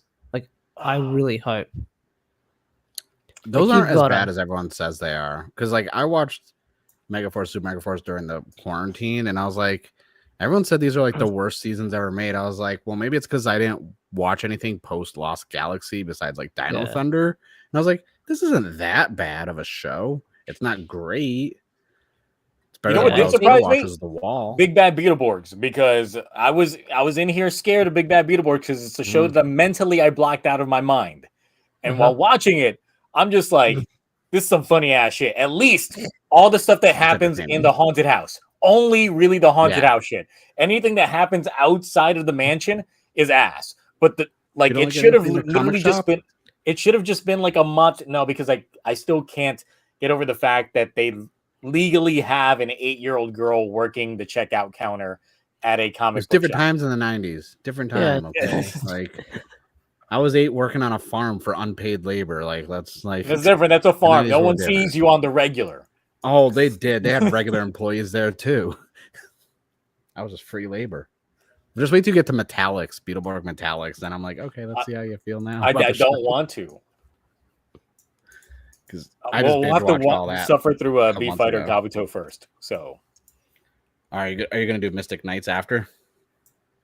I don't know. We'll have to do a voting on it. We'll have a proper vote off for everything after we're done suffering with these current shows. But Crazy Orb in the chat made a drinking game for Samurai that just, God, it's diabolical because you're gonna get drunk with just one episode of Power Ranger Samurai. So glad I don't drink then, because so bad. I won't be able to handle that. So now back to Gavu and the potential he currently has to supersede Godchard as Let's not say potential because the bar's really low right now. The bar is really low, and that's the thing. It's like there's a lot of people going like, well, there's no way it could ever be as made as Godchard, and I'm just like, don't jinx that. Don't jinx that. You don't want this show to be a hold my beer moment. I just learned my lesson for Godchard. I'm not going to get overly hyped or interested into this because I've been burnt twice now by Geets and Godchard. So I'm like, okay, let me like tone down my hype level and like just take it at face value with what's presented and not like look at leaks or think about like start like in my head creating all these scenarios that the show could do that'd be great, because then when it doesn't do it, I'm like, oh, did not live up to my expectations. Yeah, so since I keep getting recommended videos from other Toku tubers and stuff like that, most of which that I don't interact with anymore because I've kind of like, bridge has been burnt, don't care on some aspects. So I would see that it's like, oh, okay, they've got like one video that's like 25K views. A lot of them have like solitary video that's like 25K views, and then like the rest of their videos like cover less than 1,000. And I'm just like, that's crazy. I guess this is the one that hit the algorithm, and that's why it's getting recommended to me. But then I'll scroll through like their video feeds, and then a lot of them would have that one video talking about how Gotchard is going to be like the best season, and everybody should be hyped. That came out back when like episode 1 and 2 came out. And I'm just like, this is why I don't do this. This is why I'm not one of those people that will just review the first episode and just call it quits. I will give it several episodes, and you will see the gradual degradation of me going like, you know, that type of thing. Suffering in real time. But there's several folks that just review like the first episode, and they'll come back when the show's over, and that's about it. But it's like I'll suffer in real time until I just go like, nah, this is too much, bro. I can't do it.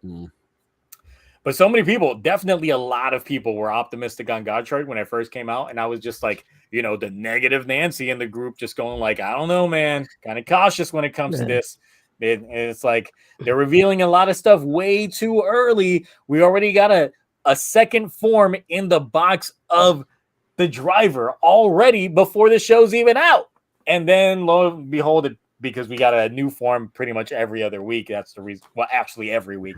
So it got crazy. I swear, I hope there's no kit bashing or reused assets early on in the show. So,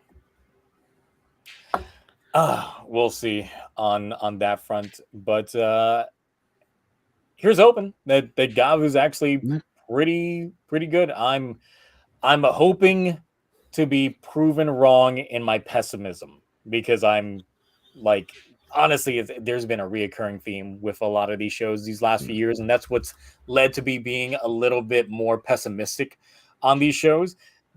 Cautiously pessimistic. It's like I still have hope that they end up being better than they actually do give you, especially with some of these shows coming out the gate swinging, because once again, Geet's fantastic debut. Yeah. Fantastic first 16 episodes were great. Probably the best start to any of the Reiwa era Kamen Rider shows. And even before, Revice had a really good start as well. Like very engaging, very interesting start, especially coming off of like how Saber started. Because I mean, the way Saber started made me drop out of that season during the initial like week to week outing. You just didn't see the vision. That's all. You just didn't understand. You didn't see it for what it was. You didn't either, because I mean, a lot of people didn't. It's better than Revice. It's better than Revice. It's better than Geets. It's better than 01. It's better than Gachard. So, like, it ain't though. Just because you had it's not better than Gachard. Good middle portion, really good middle portion with a fuck you villain, and I dropped some drinks, but luckily they're unopened. Yeah, that's what you get. That's what you get. That's called karma. So listen, with all the quarantines and pandemic stuff, like, you cannot tell me that right now Saber is still better than what Gachard was giving us. Oh, Saber is way better than Gachard. All right, now I'm going to take a clip of that. I'm going to add in you saying other seasons, and I'm going to make it sound like you're saying that it's better than all the other seasons. I'm going to do a hyper cut of it. I think that's more editing than you would be willing to commit to. So yeah, I've got money. Okay, I could pay someone. I've got money. I was like, oh, listen, yeah, no, I don't have editing. Listen, I just edited that freaking toy video. It took forever. I would say that the only reason why Gotchard is the worst of Reiwa is just because there's nothing interesting. It's not that it has low lows, because hell, like Revice had really low lows. Sabers had some really low lows. Geets, due to continuity and being up their own ass, had some low lows. Gotchard is just mid, and that's the thing. It's like it doesn't move the needle. And now it's actually hitting some lows because it's introducing stuff that should have been introduced way earlier, and it fundamentally is dragging the show down even worse. Tokupunk's my favorite now because he said Ghost is better than everything from Reiwa. You know what? I'm hoping that at the very end they reveal that Gavu is actually Hotaro's dad, and that's why they didn't show his photo, because this is his origin story, and this is like, I gotta rewrite the timeline and prevent myself from having this kid. I need to have good end. You just want like the continuity of like one show to the next one, the shared universe. Yep. speaking of like, so they've been like, so obviously like Revice for like the 50th anniversary of Kamen Rider that, but like I'm curious because we're what 6 now into freaking Reiwa, and I'm like, this is like when they hit 10, I was like, this is gonna be the most awkward anniversary season ever. Yep.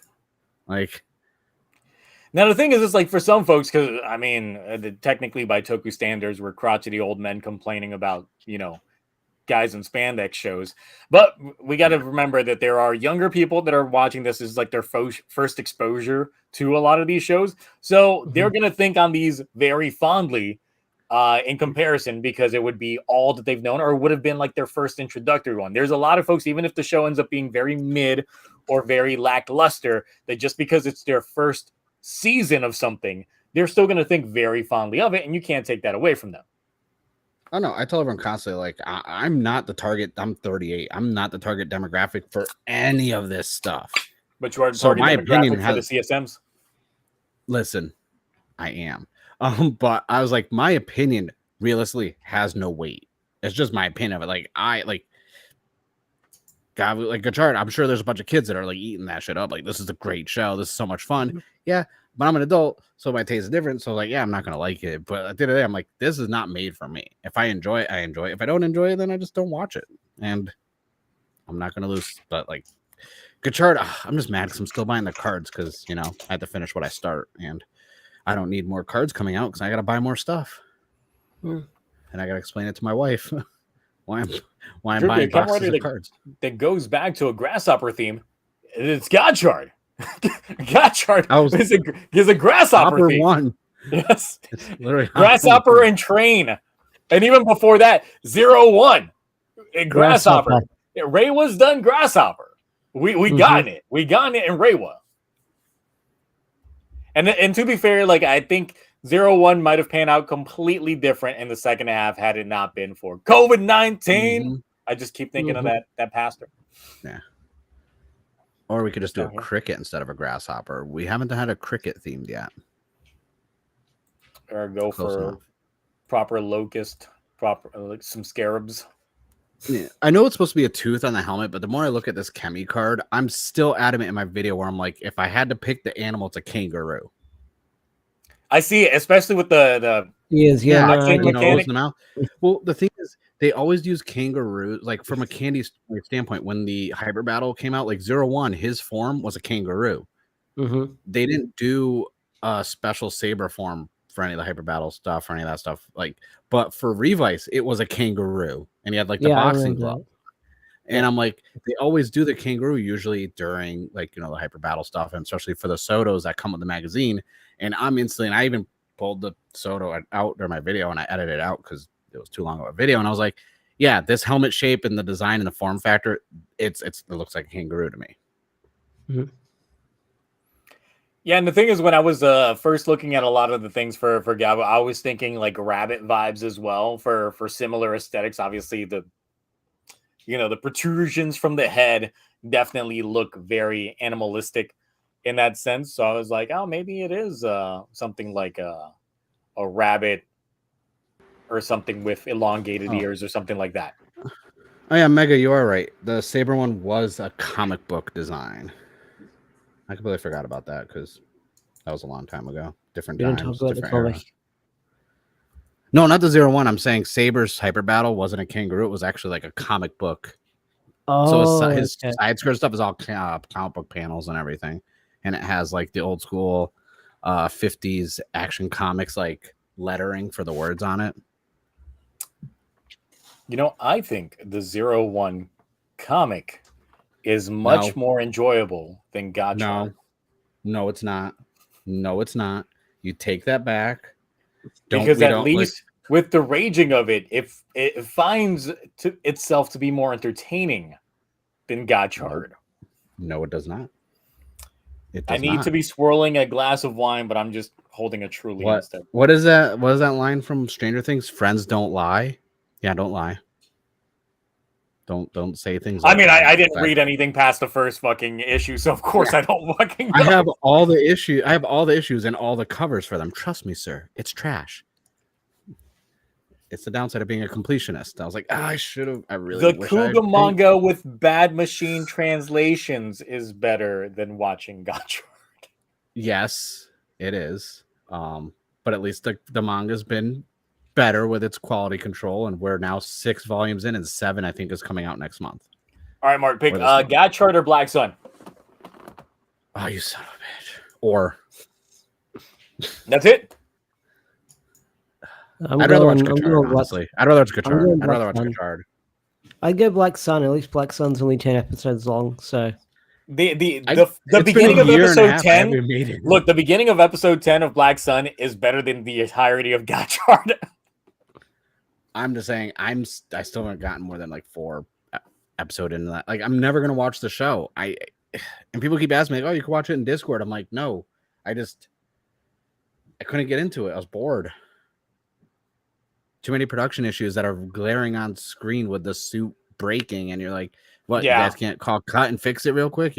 Like, I've seen cosplayers at Comic-Con fix their cosplays on the side of a hallway in like 5 minutes and go back to photo shoots. Whereas, like, they're like, "Oh, the suit ripped. Keep filming. We Yeah, don't have the I budget for it." legit had like my Roy cosplay because of the sweat, like the heat, like wear off some of the adhesive on the armor, and that thing like snapped open. I was like, "Oh no! Quick, super glue me up. Let's go! All right, get that glue gun ready." The worst is I had a movie accurate Amazing Spider-Man 1 suit from the film, and it was like 107 degrees out during Comic-Con while I was wearing that. Yes, I had a dancer's belt on. Did not stop the just the atrocities of chafing and just being in a sauna suit. And I was like, oh, you could almost see the blue is turning royal blue and getting darker from sweat. A Gavv X Gotcha movie featuring commemorating Reiwa's 5th. Technically, the Reiwa 5th anniversary should have been with Gotcha because Gotcha is technically Reiwa 5. I don't think they would do a 5-year anniversary. I figured they were gonna do 10. Yeah, 10. Like you would say that, but then they gave us Legend in Gotcha. That is just like a fuck you to anniversary seasons. It's just like, I'm gonna do them all. I was thinking about this because I was trying to think for the Reiwa era. Was Zenkaiser the start of the Reiwa for Super Sentai? No, Kira Major was. No, actually, no, Real Soldier technically. Yeah, Kira Major, I think during the second, it was already airing and then it went into Reiwa. Because their like anniversary number, it was like kind of throwing me off, and I was like, which one started Reiwa? Because I was trying to like do the parallels of like, okay, we can BoonBoomger's early on in the season, but it's technically airing while Gachard's airing, and then Gavu's still gonna be airing when BoonBoomger is. So I was trying to like think the lineup of Reiwa.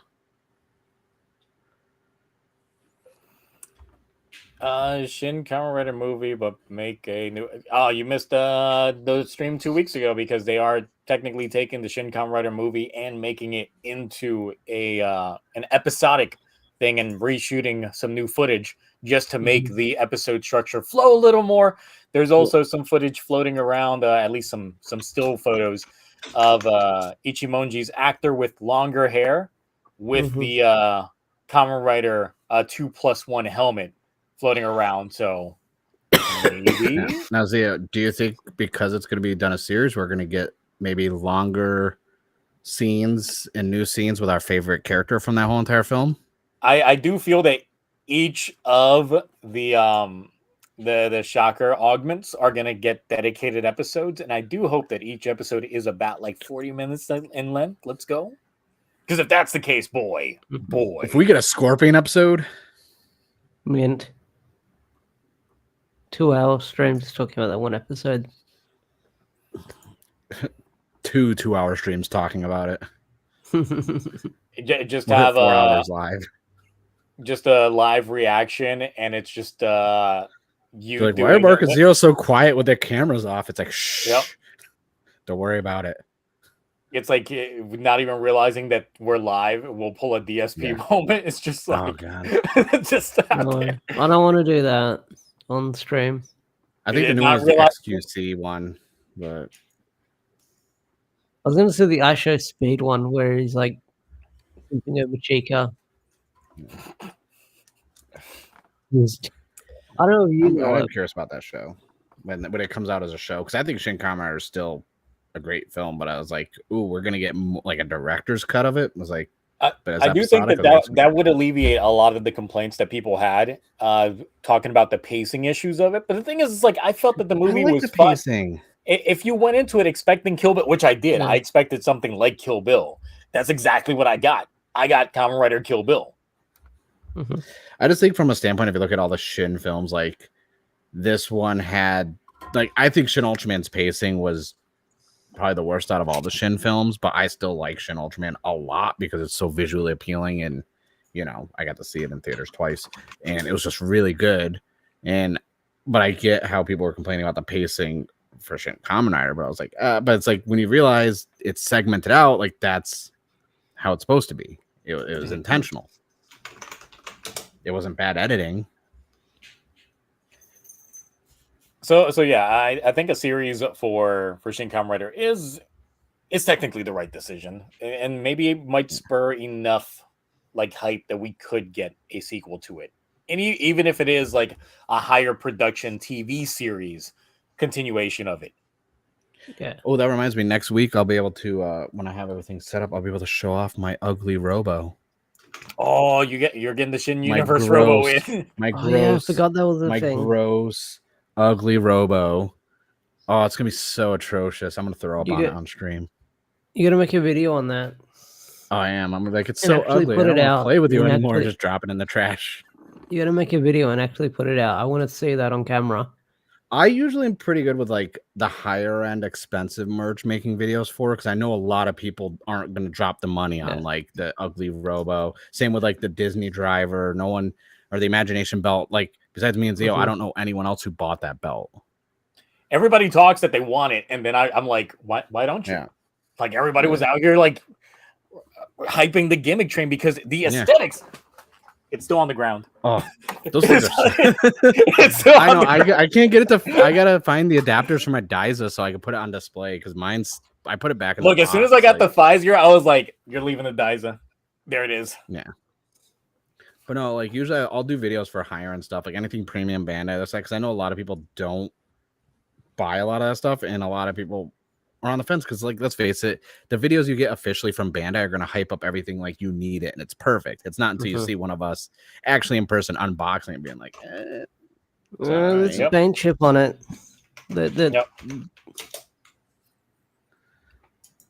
Gotta get those real sanction reviews, not the ones that is just like, oh my god, it does this, like literally freaking out over the tiniest thing. No, my new video I just put out today about the BoonBoomger like mini plow robos, and it kept falling apart, and it was really loose and like not good. And I was like, I left all that stuff in. I'm like, look, this shit keeps falling apart. Like, yeah, it's more articulate when the limbs don't fall off, and it's half the height of the DX BoonBoomger robo, but at least it's posable and you can move it. But hey, your arms are gonna keep falling off on it. Stupid robo. It is what it is. So, any who do you want to write Gavv? If you had to pick a pre-existing writer for writer, like let's assume it's not someone we already have had. Well, let's not assume that it's someone new, even though there's probably like a 50-50 chance that it could be someone that's completely new to writer. But who would you want? I'm bad with writer names. So, or just which the writer of what season? Yeah, I'm trying to think what show. Season.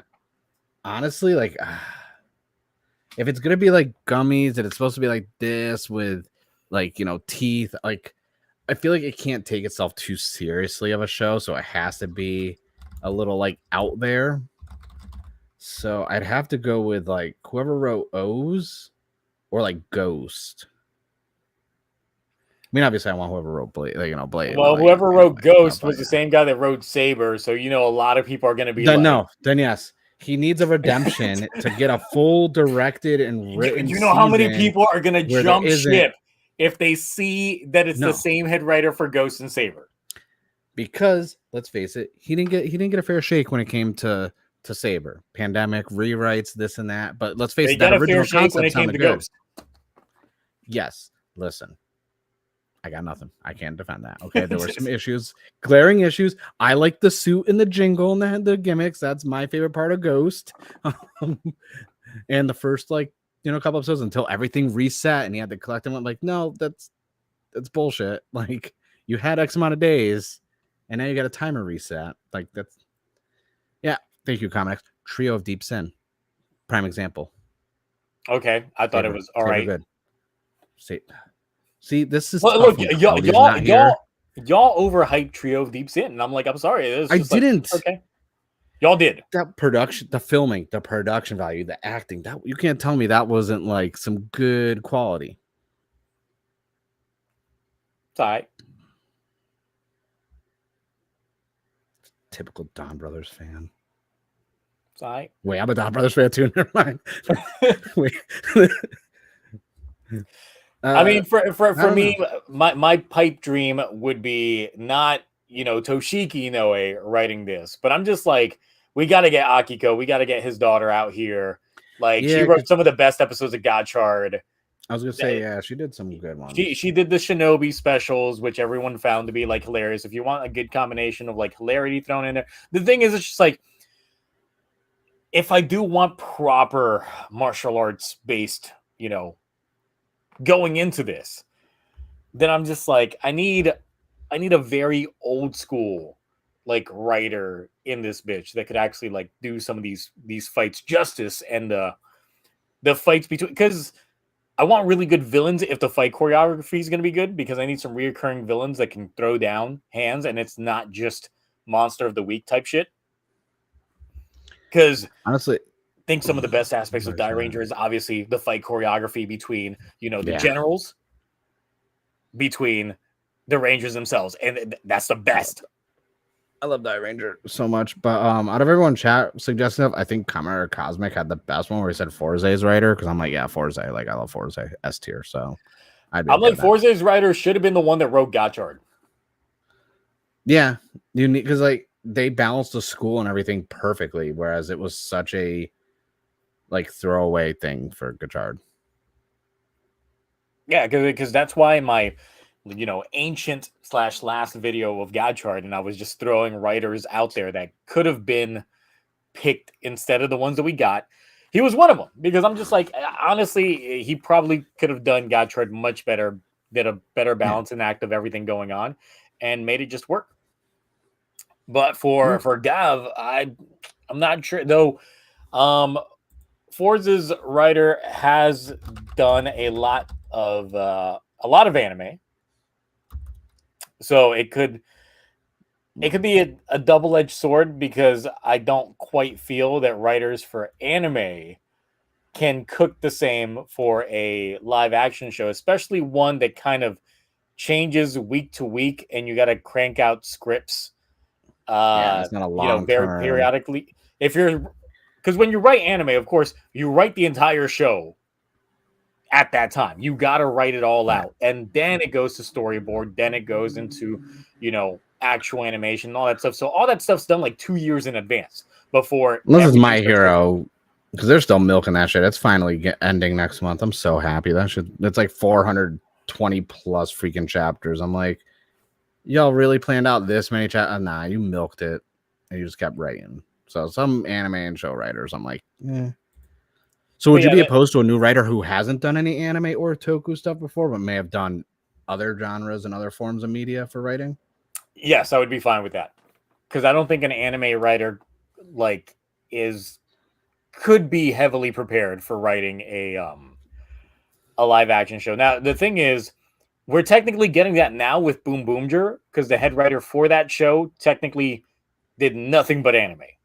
Yeah. But when you try to dissect BoonBoomger, you get like maybe a third of the episode being proper plot and the rest of it just being action, in which case the action in itself wouldn't be, directed, choreographed, or even like properly written in terms by the head writer. They would just say, this is how I need the fight to go. And then, the action director, takes it from there.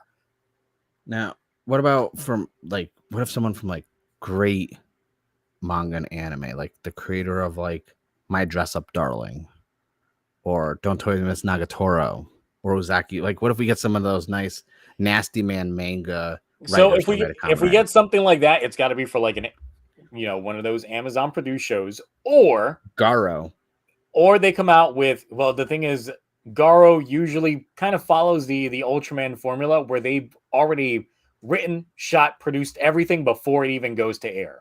Like, it's done. Yeah. It's already in the books. They just need to air it, as opposed to these where they've got like a yearly contract and things go in that flow. I just want Red Hair Woman from Garo back. Now, I wouldn't mind if they did get someone from, manga or anime to create kind of a timeline of events, just an outline. Yeah. This is what the show should go from beginning, middle, and end, with some key narrative pieces that need to go in between. And then they hand that over to, the actual writer that makes it all weave together.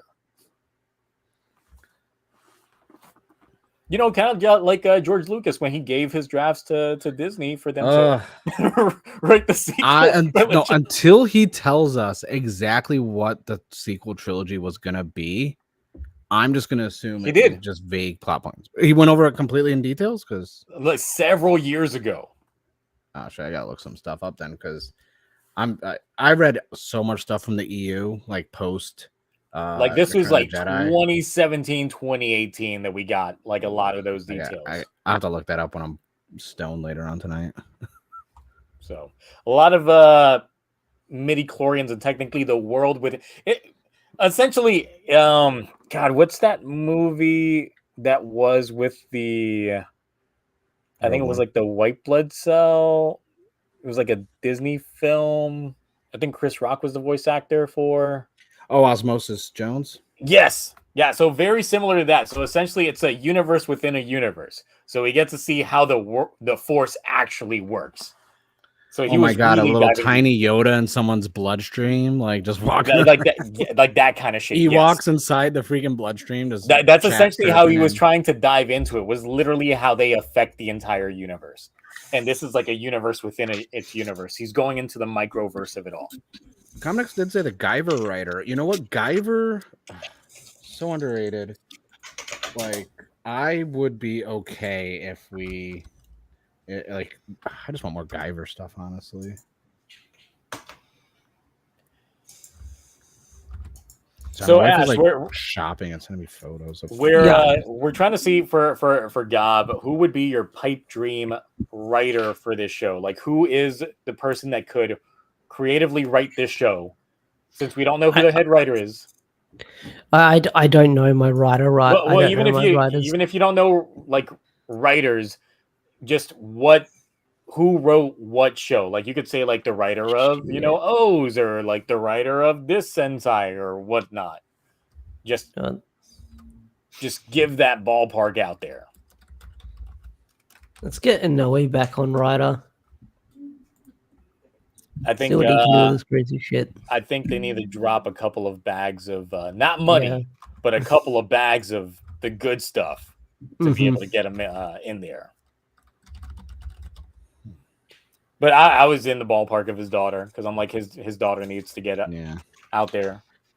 Really quick with chat. Megadon, the Guyver figure that was actually released recently is just because there's an anniversary coming up. Like in the US, Guyver finally is getting like a 4K steelbook, and nice. I think it's the anniversary of the anime in Japan and stuff like that. So I will be buying all that stuff because Guyver is peak.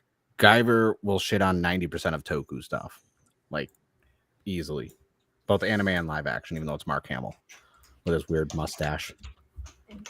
So if not Akiko, then I mean we got to get Arikawa back. That's the same guy that I mentioned during my God Chart review. So he's the one that did Kuga, and it hasn't come to Kamen Rider since Kuga. But he did do a lot of Sentai. Because most recently was Kira Major, I believe. Yeah, Kira Major. I'm looking it up now. But he did a lot of different seasons of Sentai, going back Jetman. What's up? My light is bad, but I got it from my Don Brother sticker pack. Oh, I thought that was a trading card. Yeah. No, my guy in Japan sent me stuff, and he sends me like little sticker packs and keychains and stuff. And I was like, oh, what do I got in there? And I'm like, oh, there we go. Don Brother stickers. They're glittery. Nice. So Otakawa was even back involved with Die Ranger. He wrote 11 episodes of Die Ranger. I want to rewatch Die Ranger, but I just watched it last year, and I feel like I have to watch more Sentai before I start rewatching seasons. But like Die Ranger's number 1 on my list. I think it's one of the best seasons that I've seen. I think if I rewatch it, it might jump back up to number 1 for me. No, it's pretty high up there for me. It makes me really hate the like early Saban era Mighty Morphin Power Rangers like section, because I'm just like, why? And I'm like, I'm not over that still, because as a kid I thought that was like the greatest thing ever. Now watching Die Ranger, I'm like, we got robbed, like, yeah, horribly. All right, so outside of that, let's get into some of the BoonBoomger stuff. Hell yes. I was so hoping you were gonna say BoonBoomger, not Kachar. No, I was like, I can't delay it any further, guys. We're almost at 2 hours. I can't delay us getting to Gachard anymore and setting things off the rails. No, so obviously the main thing is what we got that upgrade. Yeah, that's fucking sweet looking. I was like, damn. Oh yeah, this dropped the day we took the week off. Yep, literally that same morning. Yeah, and it's just like, damn. Okay, cool. So yeah, we do finally get the upgrade for Zaya, which luckily just didn't age like milk in terms of like they dropped this and then it's like, oh no, we took the week off and now it's already debuted in the show. But no, it's coming, and look, they fixed that undersuit problem that I was complaining about so much. Do they when there's power-ups like this, do they normally like not change the undersuit? Because I mean, King Osher look, like kind of did, but it's like I'm like that looks night and day different. It varies. If it was for the helmet, I thought it was a different person. There's very much not a set standard for it. Sometimes they change the undersuit, sometimes they don't. But this is to a greater extent because obviously the suit material changed. Yeah. This is not fabric. This is legit pleather. We got that nice glossy material going on here that's gonna age terribly in their back closet for the next few years, but for the sake of the year that it's going to be on, it looks all right. And he's got a new weapon. And the only thing I was kind of hoping the helmet would have changed a little bit. The helmet does change from the side perspective. Have you not seen the side perspective? I haven't seen the side. No, I've only seen this photo. Oh shit! Yep. What? Yeah. All right, never mind. Yeah, he's legit a firefighter. He is legit a firefighter. That is so badass. Oh yeah, and then BunRed, we got the different perspectives for where I'm on this one. Robo. That's a thick robo. But man, a red suit actor ain't got no cake. I'm just like, man. I was gonna say, like, they should not. Or Orange and Violet out here have been like serving up a great deal of souffle while these guys are, That's a vegan carrot cake right there. Also, the tires moved from the bag to like the shoulder pieces there, and it streamlines a lot better, and it gives me Go-Go 5 vibes a lot more. Yeah, I just like because I never liked the tires on the shoulder, like on the back. I like them on the shoulder. Like that looks more aesthetically pleasing. Yeah, it does. It flows a lot better with it.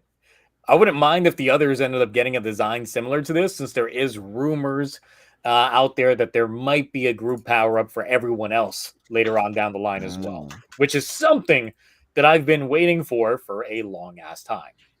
I hope it's flying vehicles. We got to go all in on all the vehicles. So yeah, we got the nicer close-up action shots as well with the squirt gun. It looks so good. See, and it's one thing that I like when they change the undersuit to go perfectly with the armor that they're adding on there. It doesn't feel like just a tack on to what's already there. But he does legit feel like a proper firefighter because he's even got like the little firefighter drapes that they have right next to their mask in the front. Like that's good. That's good attention to detail there.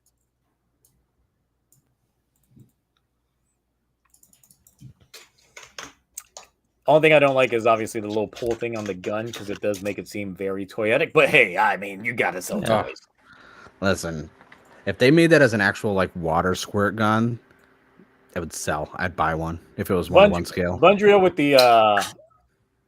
with the actual like in promo shot on here does give me vibes once again of the Go-Go 5 mech. And even though we got like the rumors that are still kind of rampant of it being a TokuTonic crossover being thrown in here eventually, I'm just like, I'm expecting that Go-Go 5 crossover now. It's like, you want to bring in trains, bring in the ones from Go-Go 5.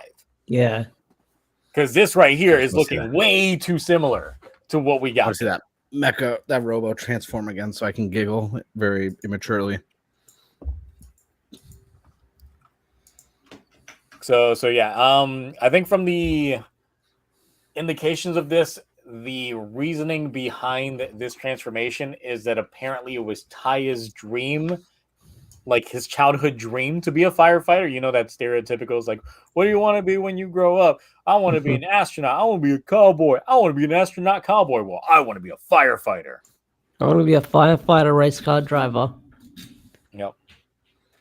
So he's basically like me. Firefighter. I want to be in the military and I want to commit tax fraud.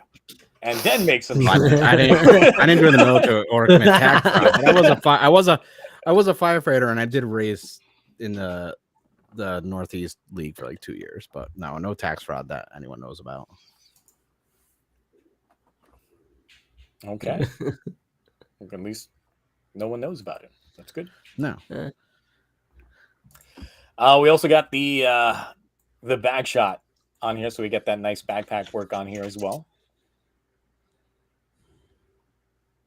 I like that it's not overcomplicated for the back of the suit. It's not.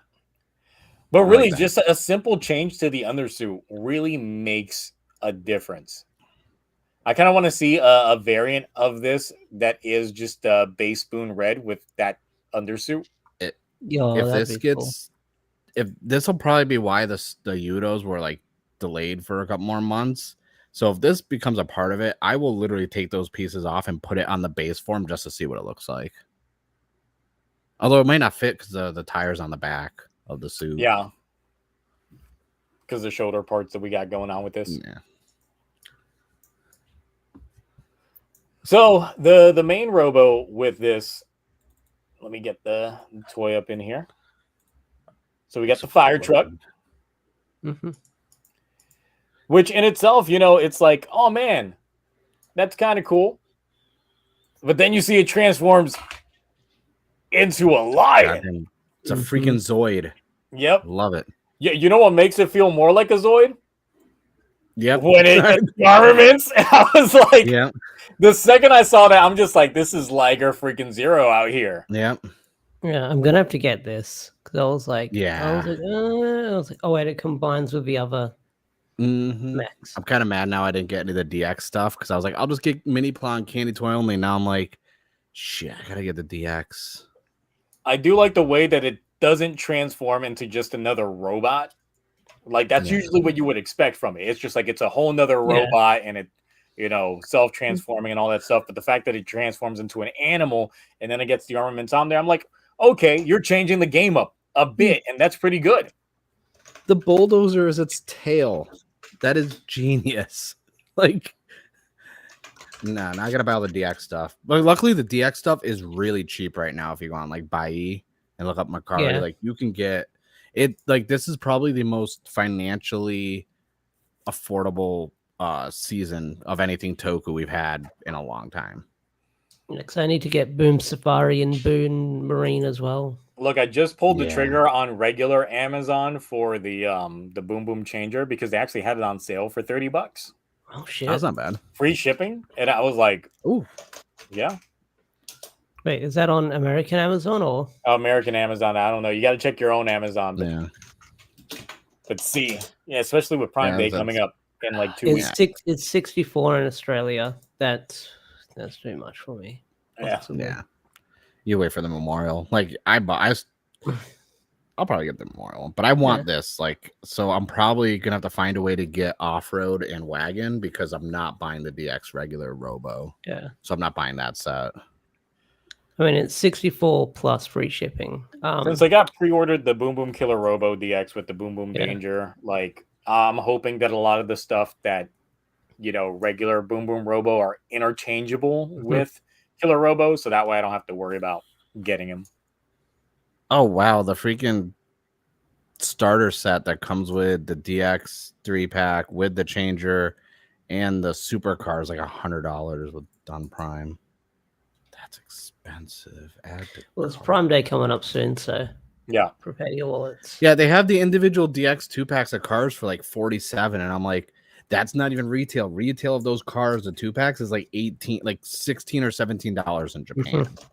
So I can't justify paying more than $30 for those freaking cars.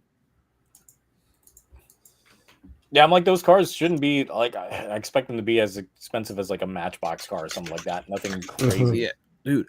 Someone pointed out, like, because I did my review, and someone was like, yeah, those mini plug cars are like micro machines. And I'm like, yes, they are. They're so freaking tiny. And I lost one already, and it took me a while to find it. Damn. My cat picked it up in her mouth and walked away with it. That's how small they are. Where should I go on buy to get the Boons card? Should I go Yahoo or Macari? Macari? Okay. Macari. Yeah, because Yahoo's the Yahoo auction. And Macari, you get more coupons for Macari. Usually, if you hit the coupon, they usually have more like coupons. But I like the box for that too. I might just if they get a candy toy one, I might not buy the DX one. I'll just buy an empty box. I like that box. Get this guy just to put it on Boom Boom Killer Robo. Just see how that red would complement that ugly brown. Oh, yeah. That rust color. I'm gonna attach the Don Brothers bus to it and see what and put all the different, like the Goandra bus. I'm gonna put all the different buses on it and see. Yep. So the other thing that we got is, of course, the little squirt gun blaster that we got here. And of course, I mean, I usually don't buy the weapons anyway. So, no, because they're very teeny tiny and all that stuff. But hey, it's there. Yeah, if they're not the scale, I don't like. The only one I'm trying to think, like just straight up weapons, other than the one that came with like the Zeo set where it had like the little tiny one, and the only one I went out of my way to buy just because it was dirt cheap was the Billy the Rod from Forza, because I like that. And it's not as small as normal DX weapons. And I think it was one of the cooler weapons from that era. If they make a memorial of this blaster that legit functions as a proper squirt gun, where you could put in some water and shoot some water from it, I might invest. But then you got the electronics in there, then the toy gets wet from you having squirt fights. Dude, buy just a normal base style water gun and 3D print those and attach around it. It's too much work. I'd rather do that than edit videos, so maybe I'll do that. Well, because you just got to let it like run in the background and then like check on it every like 2 to 3 hours to make sure that you're that's legit why I'm organizing, so I can finally set up my 3D printer that I've had for like 2 years that I haven't done anything with. I would 3D print that, or I'll just have Stickosaurus make me one that could go around a squirt gun. Yeah, I need to talk to Stickosaurus about maybe getting possibly an Omega Ranger helmet. I know. I want to ask him for a Death Ranger one. But yeah, I do like that the tie is getting an upgrade that at least still keeps him red, and we don't have a fucking King Odra situation where red becomes a different color and stays that color the majority of the season. Or the fact that Hercules' version was better because it had that nice gunmetal like gray underneath it. So it actually stood out and had some very it looked like it was armor upgrades to his suit and not changing the undersuit. I will agree that this is the cleanest power up in Reiwa because as opposed to just a tack on throw in there, because I didn't even care for the Dombros upgrade, and the Kira Major one is as well. So yeah, this is the best one. Even Reiwa with Kamen Rider, I think this is better than mid-season upgrades or the summer form. Like, this is probably one of my favorite forms of Reiwa for Super Sentai, and it's up there. It could be a good amount of the upgrade forms for Kamen Rider. Mid-season? Really? Yeah, he said BoonBoomger's mid-season.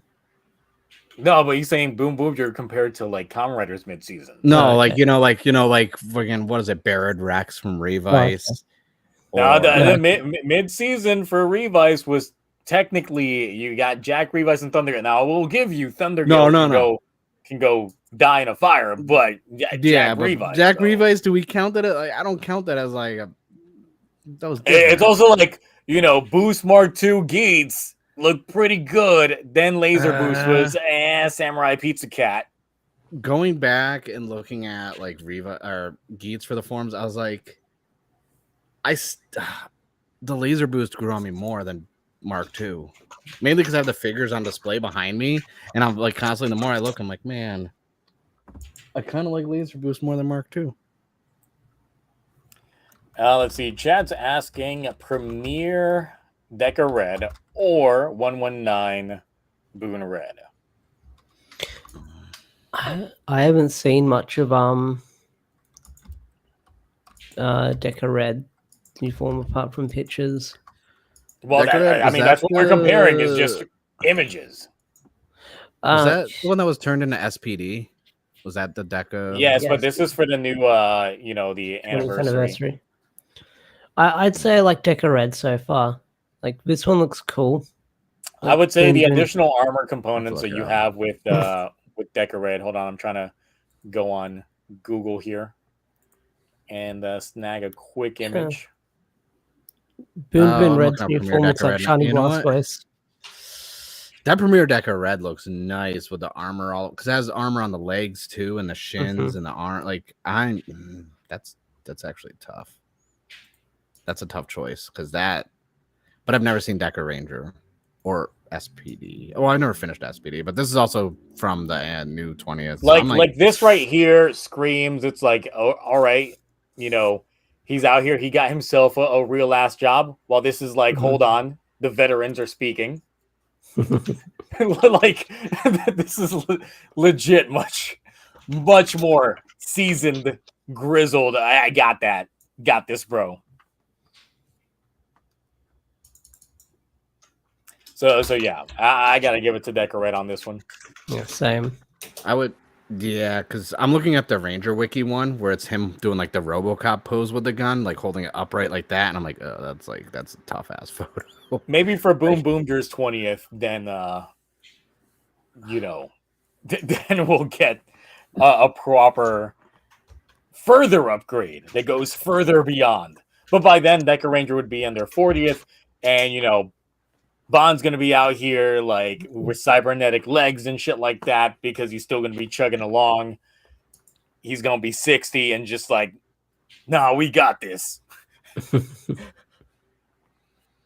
I own Fire Squad now.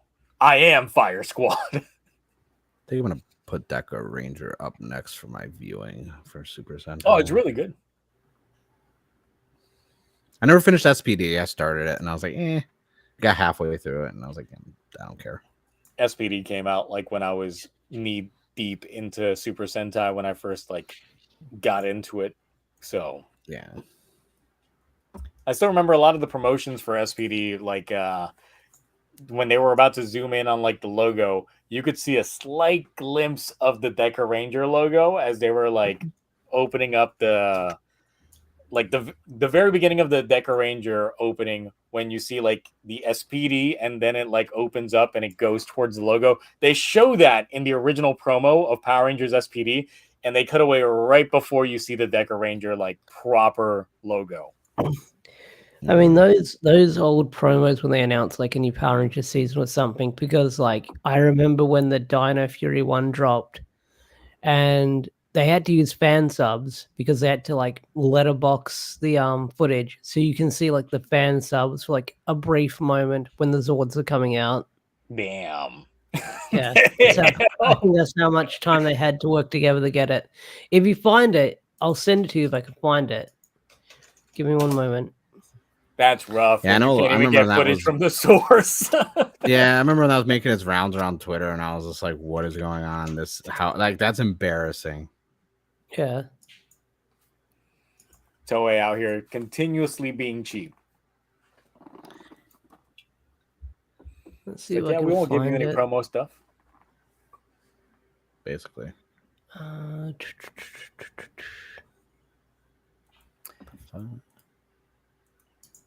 But I do hope that we do get some group power-ups because I'm always in the camp of like Sentai, very team focused show. Give me team power-ups. When Yeah. it's just red getting it, sometimes you get the outlier of it's the red and the sixth.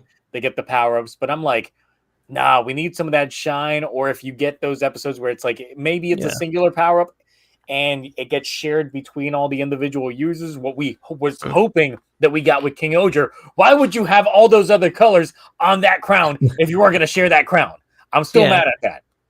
Also, I found it. Check not the watch party. Check private chat, and it's at the 40-second mark.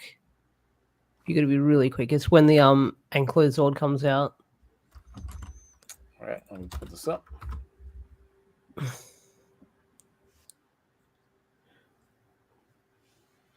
Oh, this is Power Rangers official too. Yeah, I think this is what they dropped for like Hasbro Pulse Con Day, whenever they called it. Oh, I saw them teaming the own subs. Yeah. Oh, that's funny. Just so everyone can see that little snippet right there. Because Team Nihon has a way of doing their subs where they always throw in logos during things. And bam. It's crazy. I don't know if that's the only one. Maybe they did it for the Beast Morphers one. I want to see if they did. I'm gonna laugh if they did. Right now, I'm going on a bit of a. I'm going on a bit of a find. That's fine. You're a little. All right. Are we talking about the episode for BoonBoomger if you want. I mean, we're all enjoying BoonBoomger. There's like nothing. True. I don't know if there's any criticism you have for this latest episode, Zio, because you haven't dropped your review. You're going to save that for the review.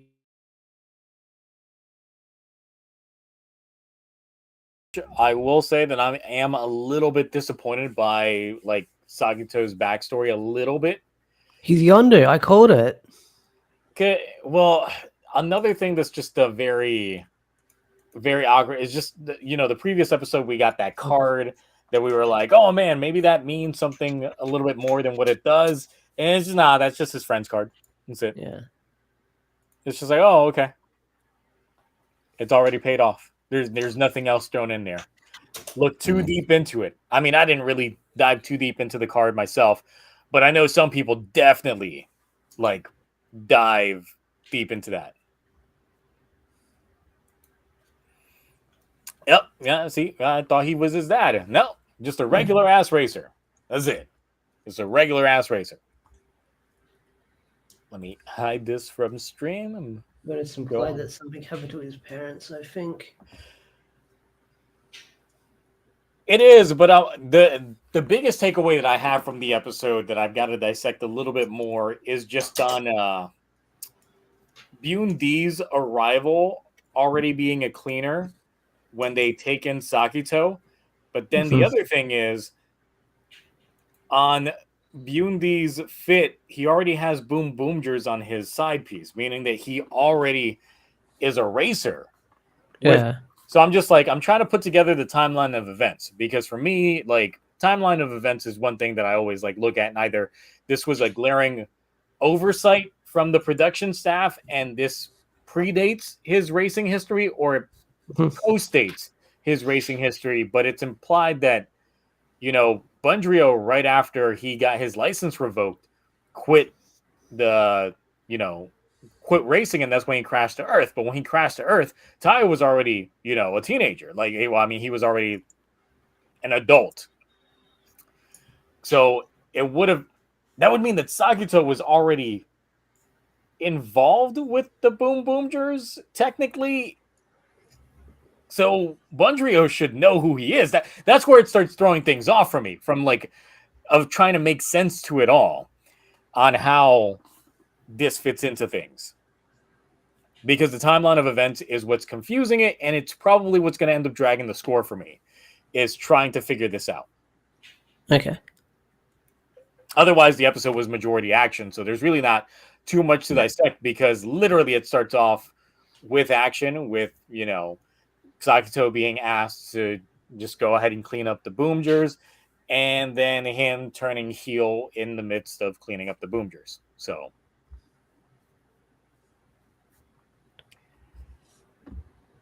let's see. Yeah, $5 says Lazy Productions. Megadonk says, I think Bunrio was just wandering for a long time. I mean, I don't know. It's just weird, because when I rewatched the episode the second time, I was like, wait, did he have the BoonBoomgers on his shoulder piece? And it's like, yes, he does. So I'm like, okay, so that means that he was already in the wrestling, because we got the origin for where they got the name BoonBoomgers from in the last episode. So once again, we got that origin piece, so I'm already in my head. You guys weren't the BoonBoomgers until y'all raced for it. But now we see that he's part of a cleaning crew, and how that's gonna play out into things. So I don't know. That's my biggest thought bubble that I'm still working through before I actually do my review tomorrow. So, but yes, what did you guys think? I like it. I mean, I'm still enjoying BoonBoomger. The videos don't do well, but I enjoy talking about it. It's a fun show. I'm enjoying, especially the amount of action, and I'm still like, after King Oger, with how, like, you know, there was good action, but then the time jump and everything else, like, I'm still kind of liking the simplicities of this show. Like, no obnoxious green screen stuff. It's very grounded and not overcomplicated to follow, and that's why I'm kind of enjoying it. Mm-hmm. I mean, I think a lot of people got invested into King Oger because, of course, the serialized nature of it all. So they thought that, like, they were watching something that they could get a lot more invested into. While Sentai, the flavor of the month is always what's next. That's always the flavor of the month when it comes to Sentai. It's just like, great, cool. That's great that I'm getting this, but what comes after this? Nonstop, periodic until they get it all, and then it's just like, great, what's the next season? And that's it. Yeah. And Kamen Rider sometimes follows that vein. You see it a lot more now with Godchard. It's like more people are hyped on the leaks than they are the actual show. Right. But yeah, then the actual show. I think everyone's stopped making content for the show, honestly. I don't see anything on Trash Toku is the only person that I keep up with that's still out here. Trash has the patience that I do not have. I mean, I'm still watching the show. I just don't feel like throwing together an edit of everything that went on in said episode, because I'm just going to be bitching. Yeah, you lost me at edit. You said edit, and I'm like, I'm out. You said it. Nope, edit. That's off the table. Sorry. His brain wandered away for like a brief second. Pulled that Homer Simpson and like, brain just floating away. But hey, he can monopolize on that, you know, that Gotchard audience that's still following along. I mean, if anyone wants to keep up with my Gotchard content, it's literally just on Twitch. My first watch is literally on Twitch, and that's it. Only watch. Your first and only watch is on. I give it a second watch when I do the catch-up videos, but God, I hate doing those catch-up videos because I got to dedicate a whole day to rewatching all of Gotchard, and that sucks. No thanks. I know I got to do a BoonBoomger catch-up video just because I haven't reviewed it in 2 months for reasons. So I'm like, all right, let me do a catch-up one and throw that out. I'll probably do it over the weekend since I have a 4-day weekend. Nice. But yeah, otherwise, BoonBoomger is still great. It's still enjoyable. It's nice comfort food in general. It's nice to have something that can at least beat up the midness of Gotchard currently. And you know, now we got Arc, and Arc, I was like, I don't know. I'm not feeling it from the initial promos, but this first episode kind of sold me. We'll have to see how the second episode plays out. But I think, Toei's got to do something with Gavu. We got to make sure that they. I don't know how we make sure. How do we do that? Pay with our wallets? We'll show them.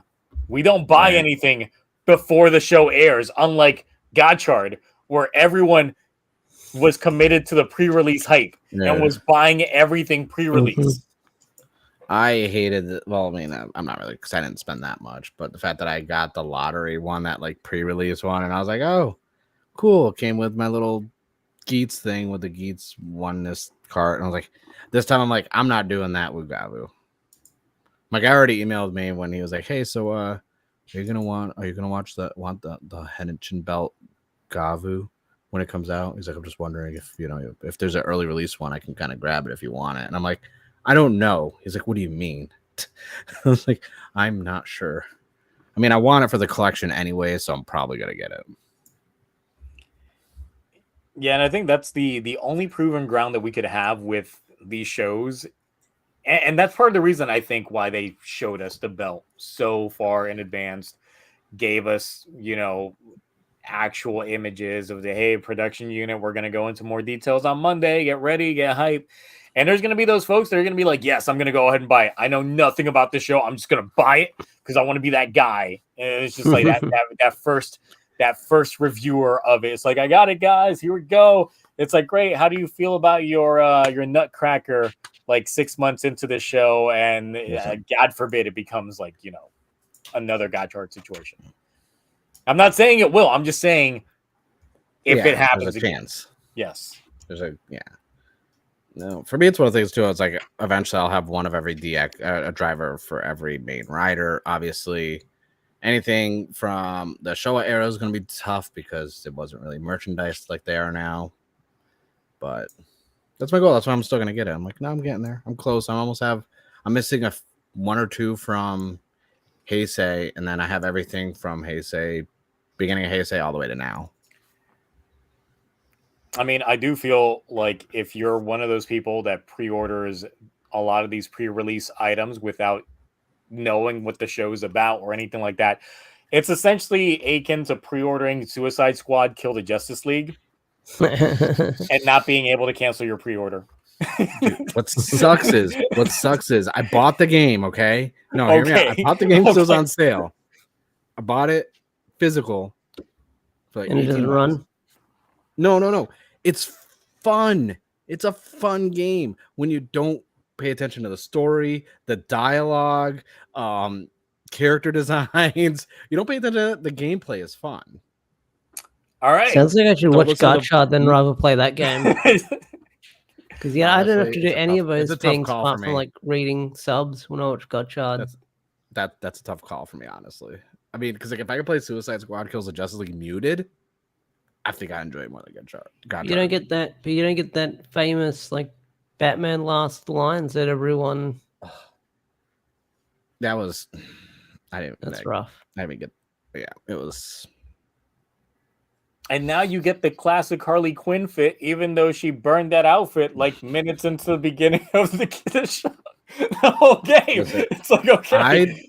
Anything Batman related right now, like I'm just mad because that Arkham game they showed, that's literally for MetaQuest, pisses me off. So I'm like, bro, just put that on normal play at PS5. Let me just play that. I don't want a VR game. Like, give me that as a regular game. I want to play that now. Have you seen like the KSI meme? Have you seen the KSI meme where it's like KSI reaction is going, yes, yes, yes, and then it says for meta, and it's like fuck. Yeah, it's pretty good. I'll send it. That sounds like anytime a game got announced and it ended up being a mobile game back 5-6 years ago. Yeah. It's like, man, this looks really good. Oh, it's only for cell phones? Fuck this game. I'm like that with every anime game right now because every anime game that gets announced, I'm like, oh, watch, it's going to be on phones or it's just going to be a stupid arena fighter. It's like anybody who follows Kingdom Hearts is just like, oh boy, here we go. It's a phone game. It's a phone. Oh, okay. Speaking of, I have to finish. I'm almost done. I was waiting until I got unlocked the full store for the purchase side of all my money, but I'm almost done with the Ride Commons video. It is nice. Also, I did see Yeah. this literally before the stream. I am hyped. Yeah. Batman Ninja versus Yakuza League. Oh boy. Looks I good. have never watched the original Batman Ninja. Oh boy, you're in for a treat. Mhm. I'm slowly watching My Adventures of Superman though. I haven't watched. I fell off on that. I watched one episode just because it was on my hotel TV when I turned it on. I was like, oh, it's on Cartoon Network. Okay. Yeah, the only Superman stuff I'll watch is Superman and Lois because that show was so good. I can't wait for the next season to start. I will still say season 1 of Superman and Lois. Really good. Oh yeah, peak. CW show. Peak Yeah. good show. Yeah. Did you catch up on the other ones yet? Nah. Find time. Instead of watching Good Chard, just watch that. It's better. Maybe I'll finally watch the final season of The Flash, even though I've seen some scenes that I'm like, I haven't. what the fuck am I watching right now? What happened to this? I haven't Like it finished already anything. got rough, but Speaking of CW stuff, did you see the freaking set photos for James Gunn's Superman? What they got Guy Gardner and Hawk Girl looking like? yes, I've seen I did. I've seen vague pictures of him because Legacy of Nerd posts them on. I'm sorry, I'm ruined on Hawk Girl because now I just see the meme of the girl that says, "I give him that Hawk toy, Yeah. spit on that thing," Yeah. and I'm just like, I was just more or less because of Guy Gardner Green Lantern because like he's not even green. He's wearing he's not white, a ginger. and he's not even, and he has like the blonde bowl cut, and he Yeah, looks out of shape, and he looks like one of the Three Stooges, like. And I was like, Nathan Fillion, love him, but he's old. Like, Guy Gardner's not that old. Like, and the fact that he's not wearing a green like biker vest thing, like I was like, what the hell? Like, you don't even have him looking like the character. I was like, at too this much point, I'm trash even already. wondering if he's truly a Green Lantern and he's just like, oh, wannabe that tries to look like him. Dude, I don't even know. It was atrocious. I saw it the other day, and people started tagging me because they know I'm a big Green Lantern fan. They're like, "What do you think?" And I'm like, "I don't."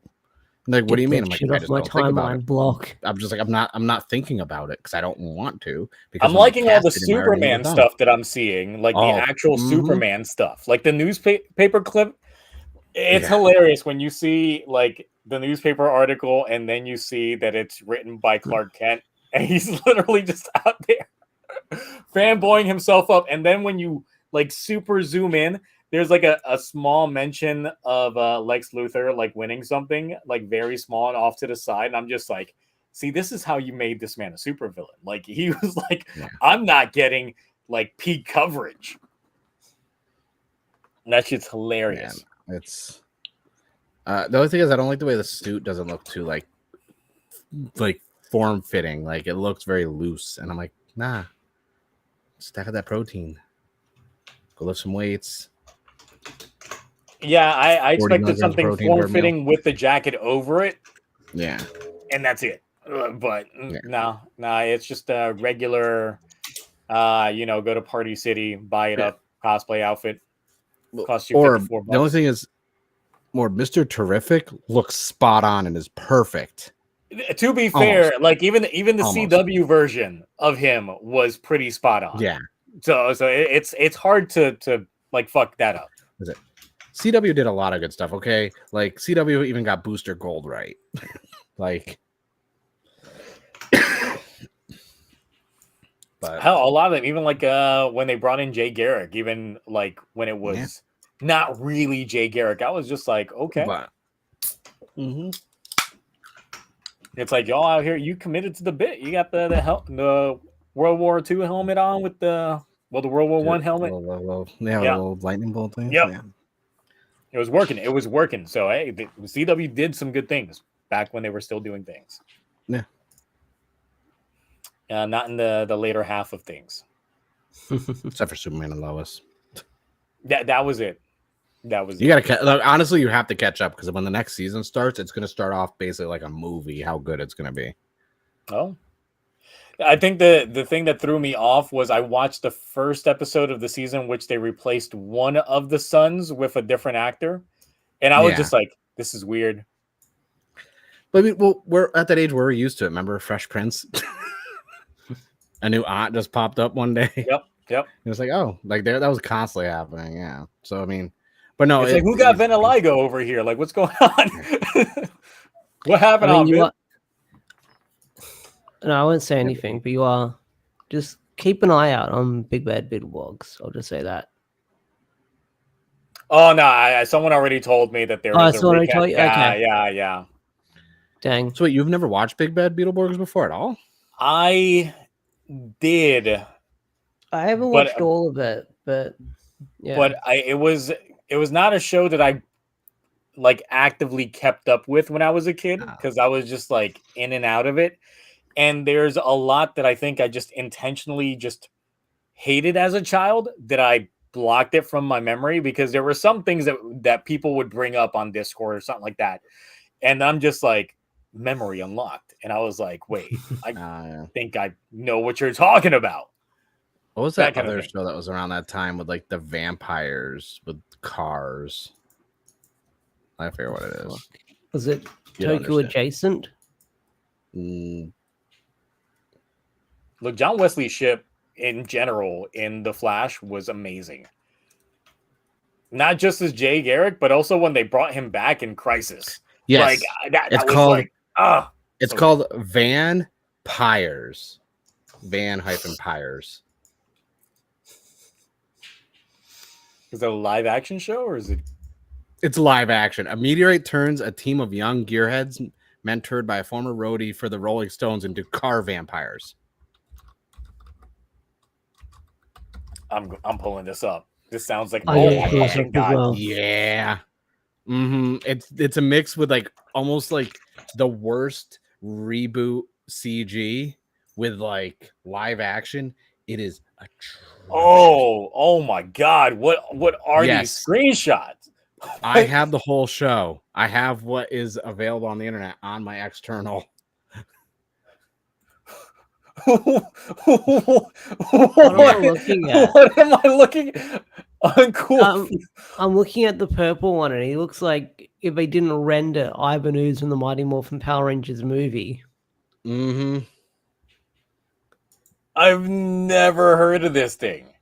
It's like someone didn't render like the Transformers CGI show. There was dark time. See, I was like 10 or 11 when all this stuff was, so like there were dark times. Okay, I was in the trenches watching this shit.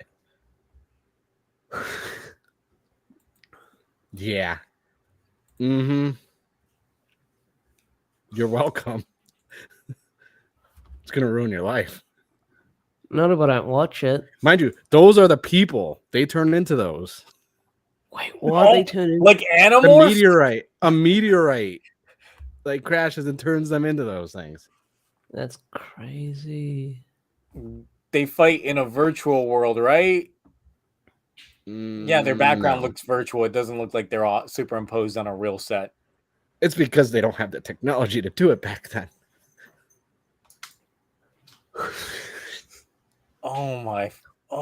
This is disgusting looking.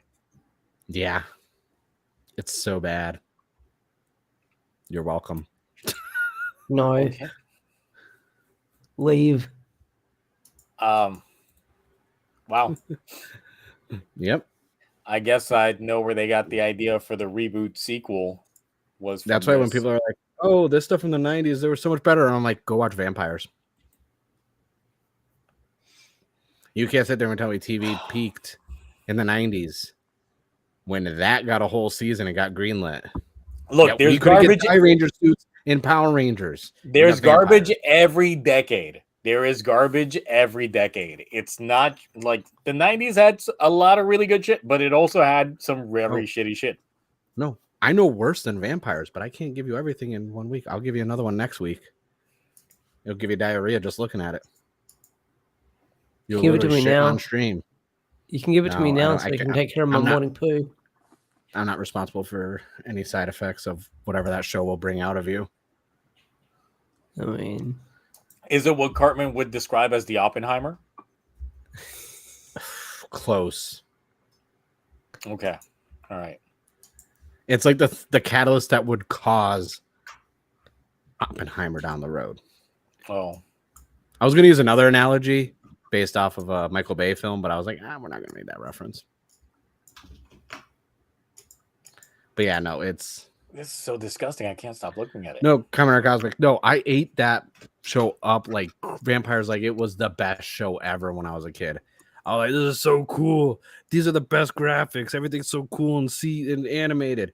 And then now I'm just like, man, what was I thinking? Like I must have been. Was I even high? I was 11 years old watching this. Like what the hell?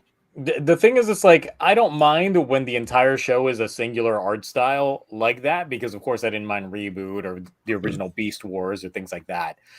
But then I always get reminded to like Code Lyoko, which a lot of people like, but I'm sorry, I hated the transition from like the 2D animation to the 3D animation, Yeah. and the way that the art style translates from one form to the other. I'm just like, forehead. The entire time I'm watching it, the amount of massive forehead.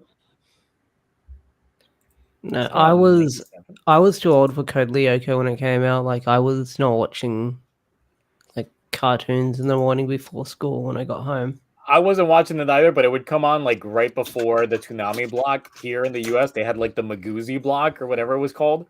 No, that's and, what, like. And they would show it, and then it would go on to Toonami. So I'm like, I'm Right. here early. I'll check it Well, out. that's where I kind of remember it from as well. I think it used to air something on like Cheese TV or Toaster TV or something in the morning. And I remember seeing, I was like, what is this show? Because I think it came on before something. But I can't remember what. And I remember it didn't look good. So this is on a list of Power Rangers like shows. I'm trying to see if there's anything else they throw in here that I don't know about.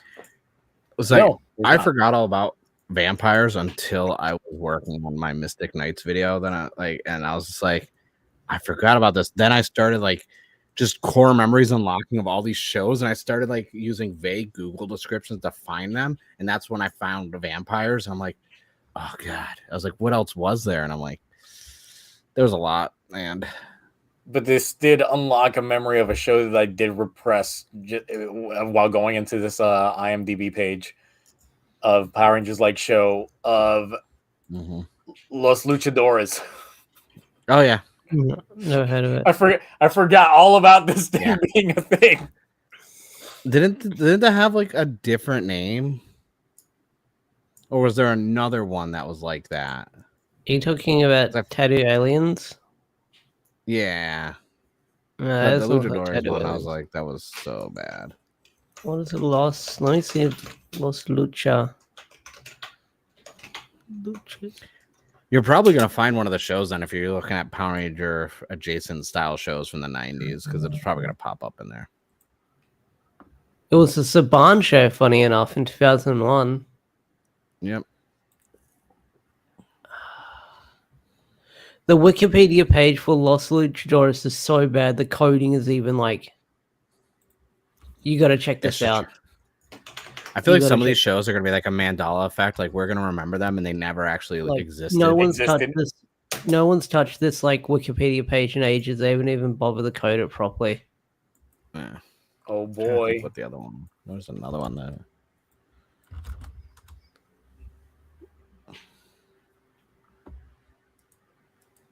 It could be my. It could be my computer.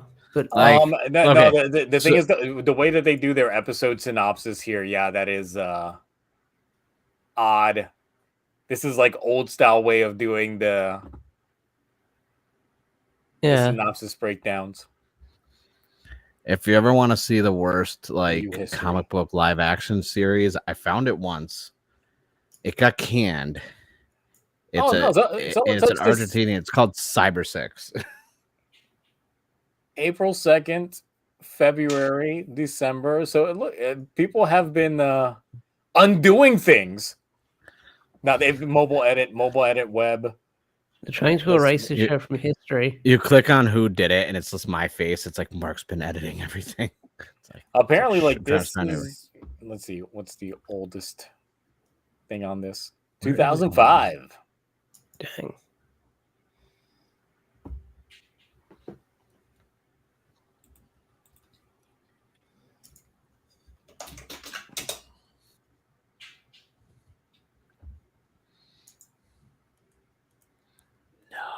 interesting. Oh god, I forgot about that Disney show. Never heard of Cyber 6. I love Cyber 6.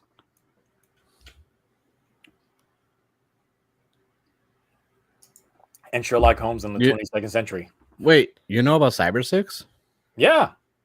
The Argentinian show that got canceled after like 7 episodes? It was on Fox Kids as well. I didn't know. Are we thinking of there's a cartoon called Cyber 6? No, they did a live action version of the comic book. Oh no, this is the cartoon they did that aired on Fox Kids. No, they did a live action of it. Oh, trust me. There was a hold on. You thought vampires was I was thinking of the cartoon, the 90s cartoon, well, early 2000s cartoon Cyber 6. They did a live action. And it no fucking way. Yep. Come on now. It's no. You must not be familiar with my knowledge. It's literally a live action version of a comic book. Of course I know about it. It's real and it's bad. Just like the Gen X show that got canned, like it was a movie and then it was supposed to be a show, and I have that somewhere like on VHS because it's really hard to find. But yeah, no, you're welcome. Apparently, the trailer is still up on YouTube, or at least the special effects going into it.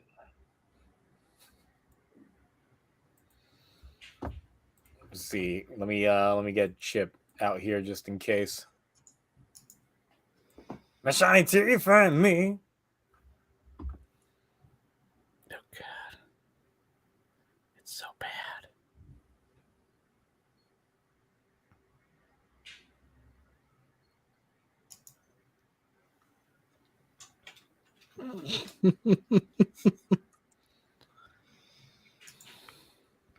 I mean, at least it looks like they put effort into the makeup design of it. Yeah.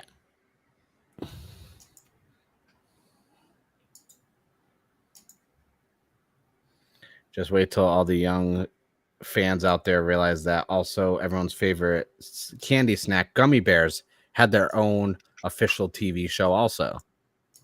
No, I remember that. Oh, you remember it, dude? It's the weirdest, like Robin Hood meets like Care Bears freaking show I've ever seen.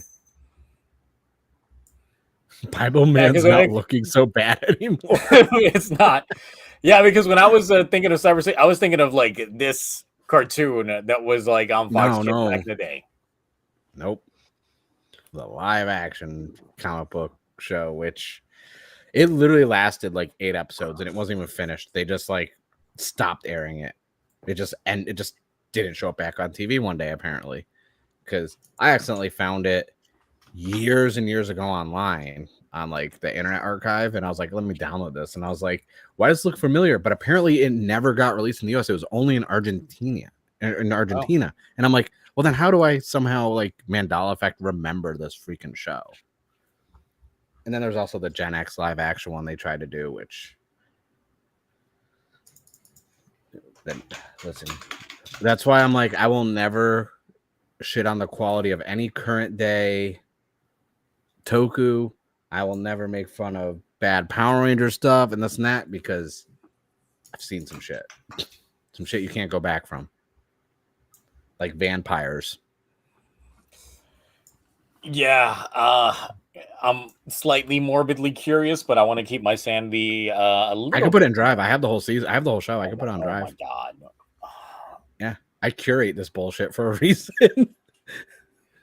Yeah, send that shit my way for like a potluck night of Toku Rewind where I just feel like dying. I'll come up with a drinking game for it for you. Oh boy. Oh boy. It'll be a potluck Toku Rewind where it's like shows we have not watched yet, just random episodes. Spin a wheel. Yep. And we'll just check them out and see, like, maybe we want to throw that into the pot in the future. The amount of shows, like, and I have like literally just lists.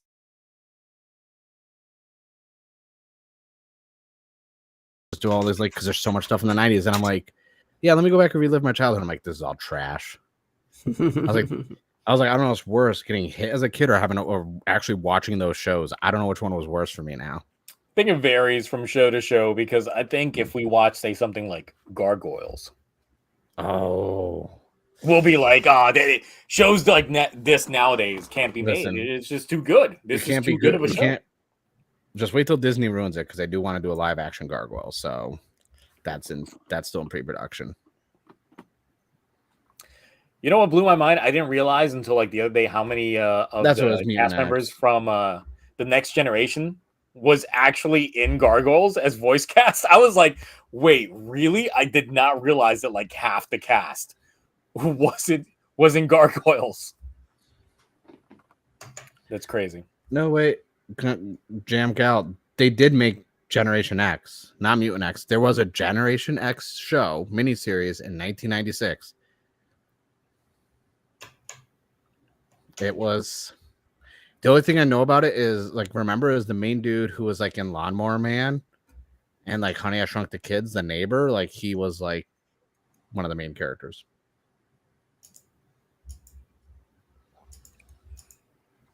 And everyone else in that show, I have no idea who they were. Let me see what else. The Gummy Bear makes me think of when I was seeing Arc earlier, I kept thinking of Care Bear just because of the way he just hugged. Mm-hmm. And then like even the transformations like hug and then up, and it's just like, you're cuddly out here, gonna hear you hit you with the Care Bear stare. I don't like the gimmick as much, like the cube, but it's better than the fact that we've been getting like coins and like USB flash drives. But I will get a DX version of the changer. I do not want a small version of that one. I don't want any of that. I'm still getting the Memorial Blazar brace once that thing is like actually out there. I'm gonna be getting that. I want that Blazar brace. My issue only with like I'm having that issue with the BoonBoomger changer is like I have the little thing itself, not with the wrist brace on display. Wrist changers, I don't know. I just don't know how to like.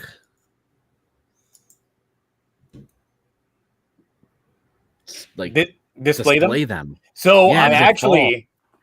So since I've ordered the Boom Boom Changer, I ordered a wristwatch display case. Oh, okay. So it's like 3 cylinders on a rack, like angled. So I could put all of my bracers in there. So I'm going to get that on Monday. I get my Boom Boom Changer on Sunday. So I'm going to put that on there. I'm going to put my Size Excel on there. My Zeonizers on there. So yeah, I guess next TokuTonic, I'll show you how that ends up looking. So you can get a general idea for if that's a way you want to display your brace changers. Now you have to show me that because I've got the Legacy Zeonizer that's like still in the box after all these years. Yeah, because it's always hard trying to display like bracers unless like there's something there. So I was like, is there anything that's just like a mannequin? But how do I like just display that on like a single arm thing? Like what do they have? And then it's just like, oh wait, they have watch display cases that I could literally just buy. So nice. Also, Jamcal, Jenner X was a TV movie, but because it was an hour and a half. When they aired it a second time, they split it up into 2 28-minute parts. So it was like they made it like a minute, like what they did with Stephen King movies in the 80s and 90s. They were always on TV. They weren't in theaters like they are now.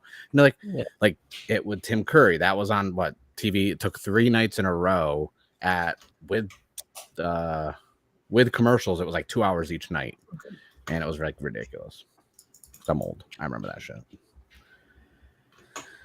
I will say it's a good thing that it was a busy like news 2 weeks in terms of everything that we got, because or else like the Fallout plan and depending if next week ends up being a late news week as well, I don't know. So just to give people a little bit of an insight on what we got cooking up, or at least what I got cooking up. Bad Toku takes. So essentially, I was asking people on Discord, give me a bad Toku take. Even if you don't believe it, just give me a take that's bad in any Toku show. And then essentially what I'm going to do is I'm going to put them on a randomizer wheel. And then whoever that falls to, you have to defend that take. Like, that sounds like fun. and Oh, then the man. rest of us have to like try and debate you on it. But we all have our own bad takes that we also got to defend as well.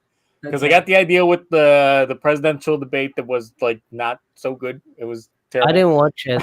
I just know, like was- people said, like Smiling Friends is now real with President Jumbo and No, like Frog. even before like the debate, just because the debate was on my mind, I was just like, I want to have a really fun debate, but I want it to be like nonsensical. So I wanted really bad Toku takes, No. and just the fact that like, Mark, I'll give you one of mine. I'll give you one of my really bad takes. Oh no. That I hope will land onto you, and if so, then I want you to have a slideshow presentation defending this take. I probably already have one ready to go. The Blade ending in Kamen Rider ZO is the definitive ending for that show, and it retroactively makes Blade a much better show because of how great that ending is.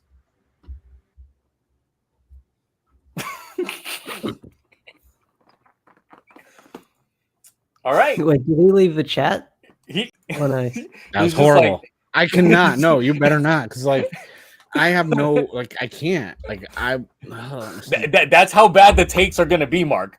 That's how bad the takes are gonna be. That's not a bad take. It's like the worst take. That's not even a bad take. There's no takes that are worse than that.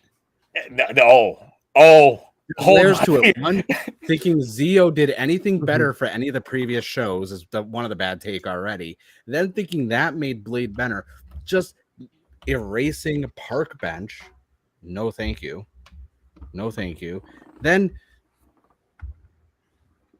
also cutting out the whole. We didn't have to wait for the look. We didn't have to wait for the ending. Like literally, we only had to wait at like 15 years, and we got a proper ending to Blade. There we go. It's great. You know, we got that ending. We lived. We grew up, and we got Kanzaki coming back. It's amazing. I can't do this anymore. I can't. Someone who hasn't seen a lot of Toku, Not this doing is it. going to be fun for me because I'm going in blind. I'm going to have to defend shows I haven't seen before it takes. Yeah, and that's why I asked some folks to throw in some Power Ranger related stuff as well, right, cool, like some things that are like Western related, just so if they fall on you, then you'd be able to kind of rewrite history in your mind to make it work. Yeah, all my Toku takes come from Twitter and YouTubers. So that's where all my knowledge comes from shows I haven't seen before. I'm gonna have to watch I'm gonna have to binge watch every Makusatsu history of video and act very knowledgeable regarding the matter after you watch those. Yes, great. Thank you. There's no defending that. Like I can't. Like I'm just thinking, and I'm like, what would I do for a slideshow? Google Slides. I have it up right here on my other monitor. I'm like, let's get this. You've broken him before it's even begun. What have you done? And that was just one of my many suggestions in terms of bad Toku takes. Calm them down after the stream. We're gonna have to do breathing exercises with them. There's a lot of really bad Toku takes, and if you want to commit to the bit, just go on the Discord server and go into the video ideas where I was calling for it a couple weeks back.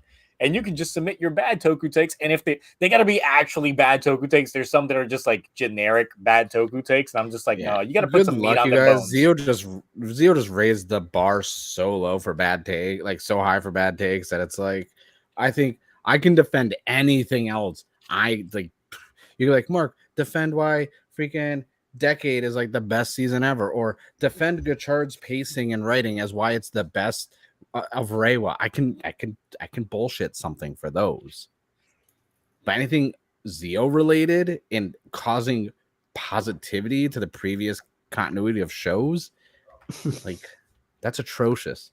That is disrespectful. Star Wars fans are feeling right now. Oh no, I'm well aware. I actually I have a podcast episode coming out next week called "Is Star Wars Really Dead?" and I actually defend the fact that Star Wars isn't dead. I think it's not dead because it's still making content, but it's dead in the hearts and minds of a lot of long-term fans. So, but yeah, there are some really bad takes. So, look, if we end up getting with a slow news week next week, that's definitely going to be a very fun game to play. Is trying to look. My brain even hurts just saying that sentence that I told Mark, just explaining that, like, the amount of headaches that I'm gonna have just trying to defend these bad takes for whatever lands in my way it's gonna suck. Remember that scene in Star Wars, like in Revenge of the Sith, when Padme was like to Anakin, she's like, "You're breaking my heart. You don't even realize it." That's basically what happened when he said that sentence. Like, now I got to go rewatch that part of Zeo because I don't remember, because like, I blacked it out of my memory. It's like pushed all the way in the back because I mean, It's gonna be a fun week next week.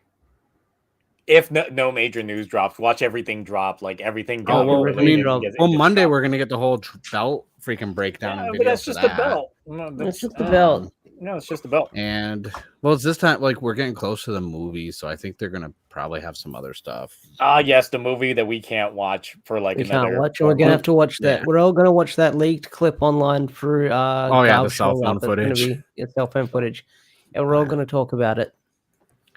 I wonder, like, I know we all got hyped up for Gachard when it first came out, when it had like the black smoke room and everything with like the beat and like he clapped his hand. I was like, I wonder if we're gonna get something stylized like that for Gavu, because like that was sick. That hyped I wouldn't me up. mind that. Regardless, I wouldn't mind that. That was like, pretty cool when they good. revealed that. Yeah, yes. Remember the episode 1 of Gachard where the beatdown actually went into the pocket dimension? Yeah. It was all black and shiny and stuff, and we were like, "Ooh, that's cool." I hope we see that. We saw that one more time after that, and that was it. When they remembered.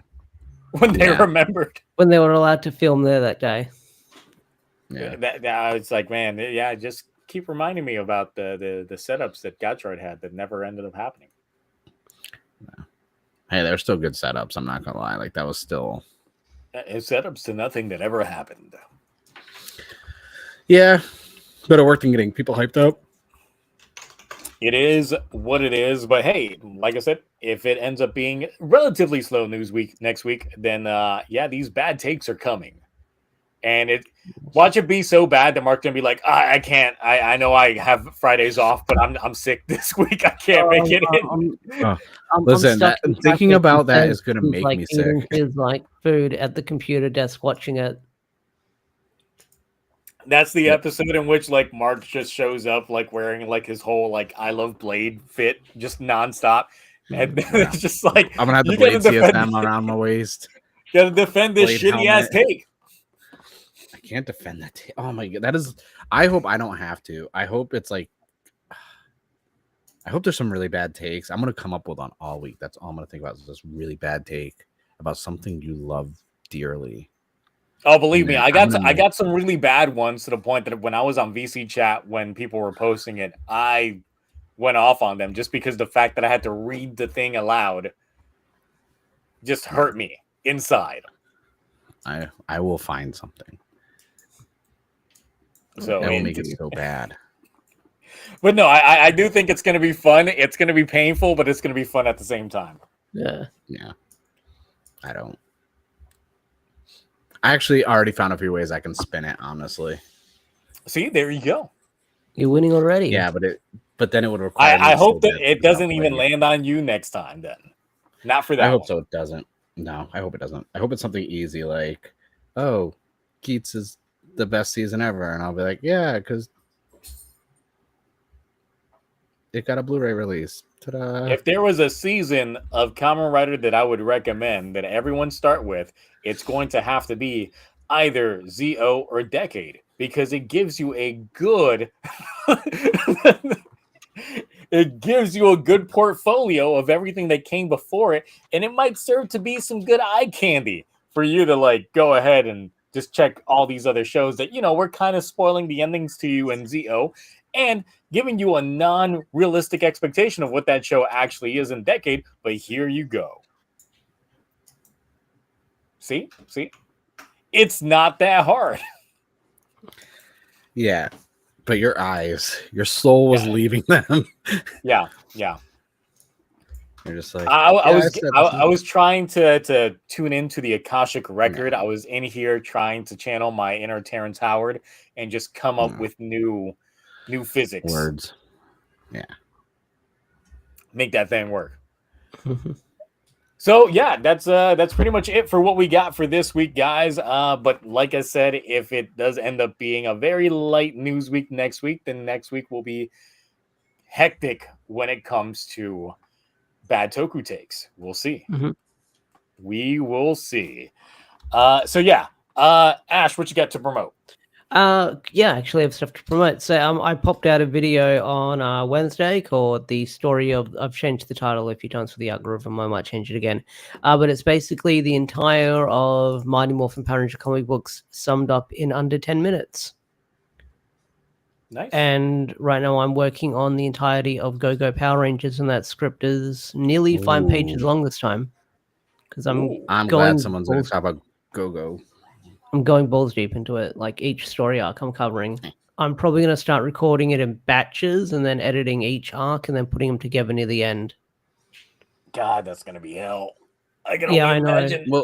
Well, the Go-Go run was good and it was very easy to follow. I'm just talking about the editing. Yeah. When you're editing a video that long, it's either editing it in one go and burn myself out, or edit like the story arcs in batches and then put it together, because they're probably not that long if I get all the images ahead, because I bought the Humble bundle ages ago and I can buy them digitally, so go with that. But yeah, I'm working on that. The Go-Go Power Rangers, I want to go through with it because I've written like 5 pages worth of a script. I've played around with it. Wow. Are you separating it by writers, like when like Cena Grace was writing well, it? Cena Grace was near the end with Ryan, and that's like the first thing like I addressed at the start of the video, just that he came in to help with the writing. Yeah, I like that. That's what made me discover Cena Grace, besides like the Iceman stuff, and like it's a good writer. Gets a lot of flack online, but good writer. Well, from the crazies. But yeah. Yeah. Sorry, I saw a bad take on the chat. What did they say? Decade was innovative. Like, you know what? I could swing that. The only way that I could swing that one is literally on the way that it was designed just to like switch up the Rider toys from the Sentai toys, and that was really it. No, it's innovative in the fact that it got everyone talking. Is it pink? Is it purple? What's the color? We had to start seeing shades and hues of colors more differently. Opened our eyes to just the magic of the world. Yeah, I wasn't around. That wasn't that much of an argument back then. I don't know what you're talking about, Mark. Nah. Dude, that's all I saw. Was everyone like arguing if it was pink? There were people going like, pink, female writer, that was it. And then the same thing happened when ZO was coming out. They were like, pink, that's definitely a female writer. Look at that chest piece. It's got to be a female writer. So I didn't see that for ZO. Just Decade, I remember a lot of people online were like in forums and stuff, depending on which boards you were on. Yeah. Like people were like constantly just like, what the hell? It's pink. No, it's magenta. No, it's purple. It's like, dude, that's not purple. Like, you might be colorblind. Yeah, not even. No. All right, Mark. What you got to promote? I know you put out a video like an hour before we went live. Yeah, dude. Okay, so somehow it came out to 24 minutes. I kid you not, all the footage together is 57 freaking minutes. Reviewing both the mini plow sets for BoonBoomger, because I was like, I'll just do one video because it's just one robo that you add vehicles to. That'll be easy, right? Right? No, it kept falling apart, and then I kept, and because I'm bad with like the vehicle names, because I grew up on a farm, so like I'm calling things like a backhoe, but like it's an excavator. I'm like, then I call it an excavator, then I call it a claw truck. So I kept coming up random names throughout the whole video. But after a lot of editing, I got it down to 24 minutes, which isn't bad because usually my toy videos are like 12 to 13 minutes each wave. So for 2, it wasn't bad. Obviously the Gavu video is doing really well. I got like 18 subscribers from that. I was like, wow. And it hit like a K in like a day. And I was like, oh, nice. I forgot. Mine hasn't hit a K. Mine hasn't hit a K, so I'm probably not the guy people go for. I haven't even checked how my video's done. No, you're mine's at sitting like mine's sitting at like 541. I'm not the guy who people probably come to when it comes to Kamen Rider, which is understandable, but yeah. But you've also carved out the niche as like no one else covers or talks about the Power Ranger comic books like to the extent you do. I own that. It's Like, my territory. yeah. We got the But yeah, that's funeral all I at have the for end of the stuff. month. We got the funeral at the I end of the month. know. I don't want to think about it. Honestly, it's gonna be sad. I might if Rollo does a stream, I might wear a suit on stream. Nice. Yeah, I think Not yeah, a yeah, that's right, fancy, 'cause I not a told him that 2-piece seat, not a 2-piece seat, but I'll wear like all black. Yeah. No, because I did. Yeah, that's right. Because I did tell him he's got to hit you up to get you on like a stream when we do it. That's really it. I mean, I have my second channel, but I'm not gonna like. I haven't put anything on there yet, so I'm still working on like logos and everything else because I don't want to overflood my channel that's about comic books and Toku stuff with a lot of horror stuff. So I'm putting that on a separate channel. Just because that's going to be more easy bite-sized content, a lot of shorts, and because I'm just selling out for freaking horror stuff now because I have so much stuff in the collection and people have been being like, hey, why don't you ever do videos? I'm like, well, I did, but the algorithm isn't going to be friendly to me if I'm adding like Toku, horror, like anime, all this stuff in yeah, you one can't be channel. varied when it comes to what you do, which is like Not probably anymore. the biggest advice I ever got when it came to making content, and the biggest advice that I can give to other people trying to make content: stick to what you are mainly trying to do. Don't diversify yourself way too early on because it's going to mess you up in the long term. Well, like, and that's the thing. Like, I wasn't at first because I was still like a lot of my earlier videos were Toku, but it was Power Rangers, but it was a lot of merch, like Mill Creek Blu-rays when they were getting announced or released, and then doing show reactions. And once you do reactions, it takes you a long time to get out of that to fix the algorithm for yourself. Like, I'm just now finally showing up on the algorithm better, where like I was doing too many reactions, where it was just like a year and almost 2 years of just reaction videos. So it kind of screwed me over. Because I started those beginning of Saber and didn't end them until Rebase. End of Rebase. But yeah, so I was like, you gotta separate it. You gotta like, and now it's a lot easier to switch between counts on YouTube like it wasn't years ago. Now I can just do a drop down and so I'm probably gonna make multiple channels just to swap them just for fun because I just want to keep everything like separate, like the horror stuff and everything else and gaming because I want to do more live streams. Put my gaming PC to use in all the games I buy. I should do that as well. Yeah, I might make a short specific video, well, a short specific channel, depending on how well this this opening bit that I've got planned up for BoonBoomger goes, because if it does, I can use that for so much. You can migrate all your other shorts on there. Yeah. I'm surprised with all your like streaming you do, and then like this show, even like you just don't have a clips channel where you put Twitch clip, like, you know. I mean, people do clip the Twitch stream a lot, just about every stream. And then they wind up on Twitter. Yeah, they do. They do. Absolutely. I have a follow up to that, but I'm gonna wait till we're not streaming. Alrighty.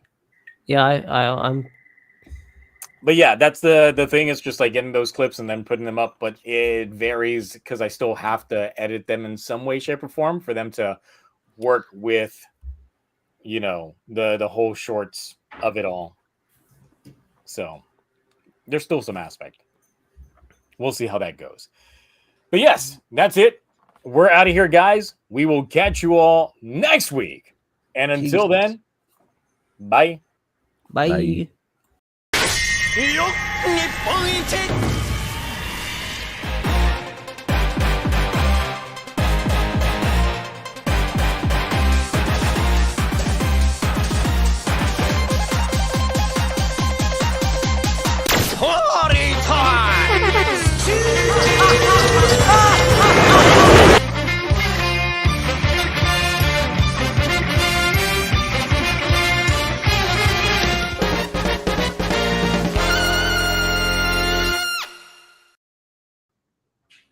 And I need a new key light. This shit is like roasted. Hold on, I think we're still live. I don't know. I still see the live button. That thing just cut out. That thing cut out really early. Guys, are we still live? Are we still on here? I'm still seeing yes, 26. it says you're live on YouTube. Yeah, we're live still. That's weird. This whole thing. This is how this goes. Sometimes Crazy Horse says you're not live. That's the thing. It's like it. My hand's not out of my pants yet. No, it's still going on for some reason. This is still going on.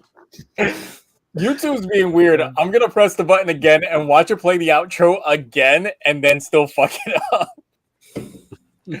Let's see.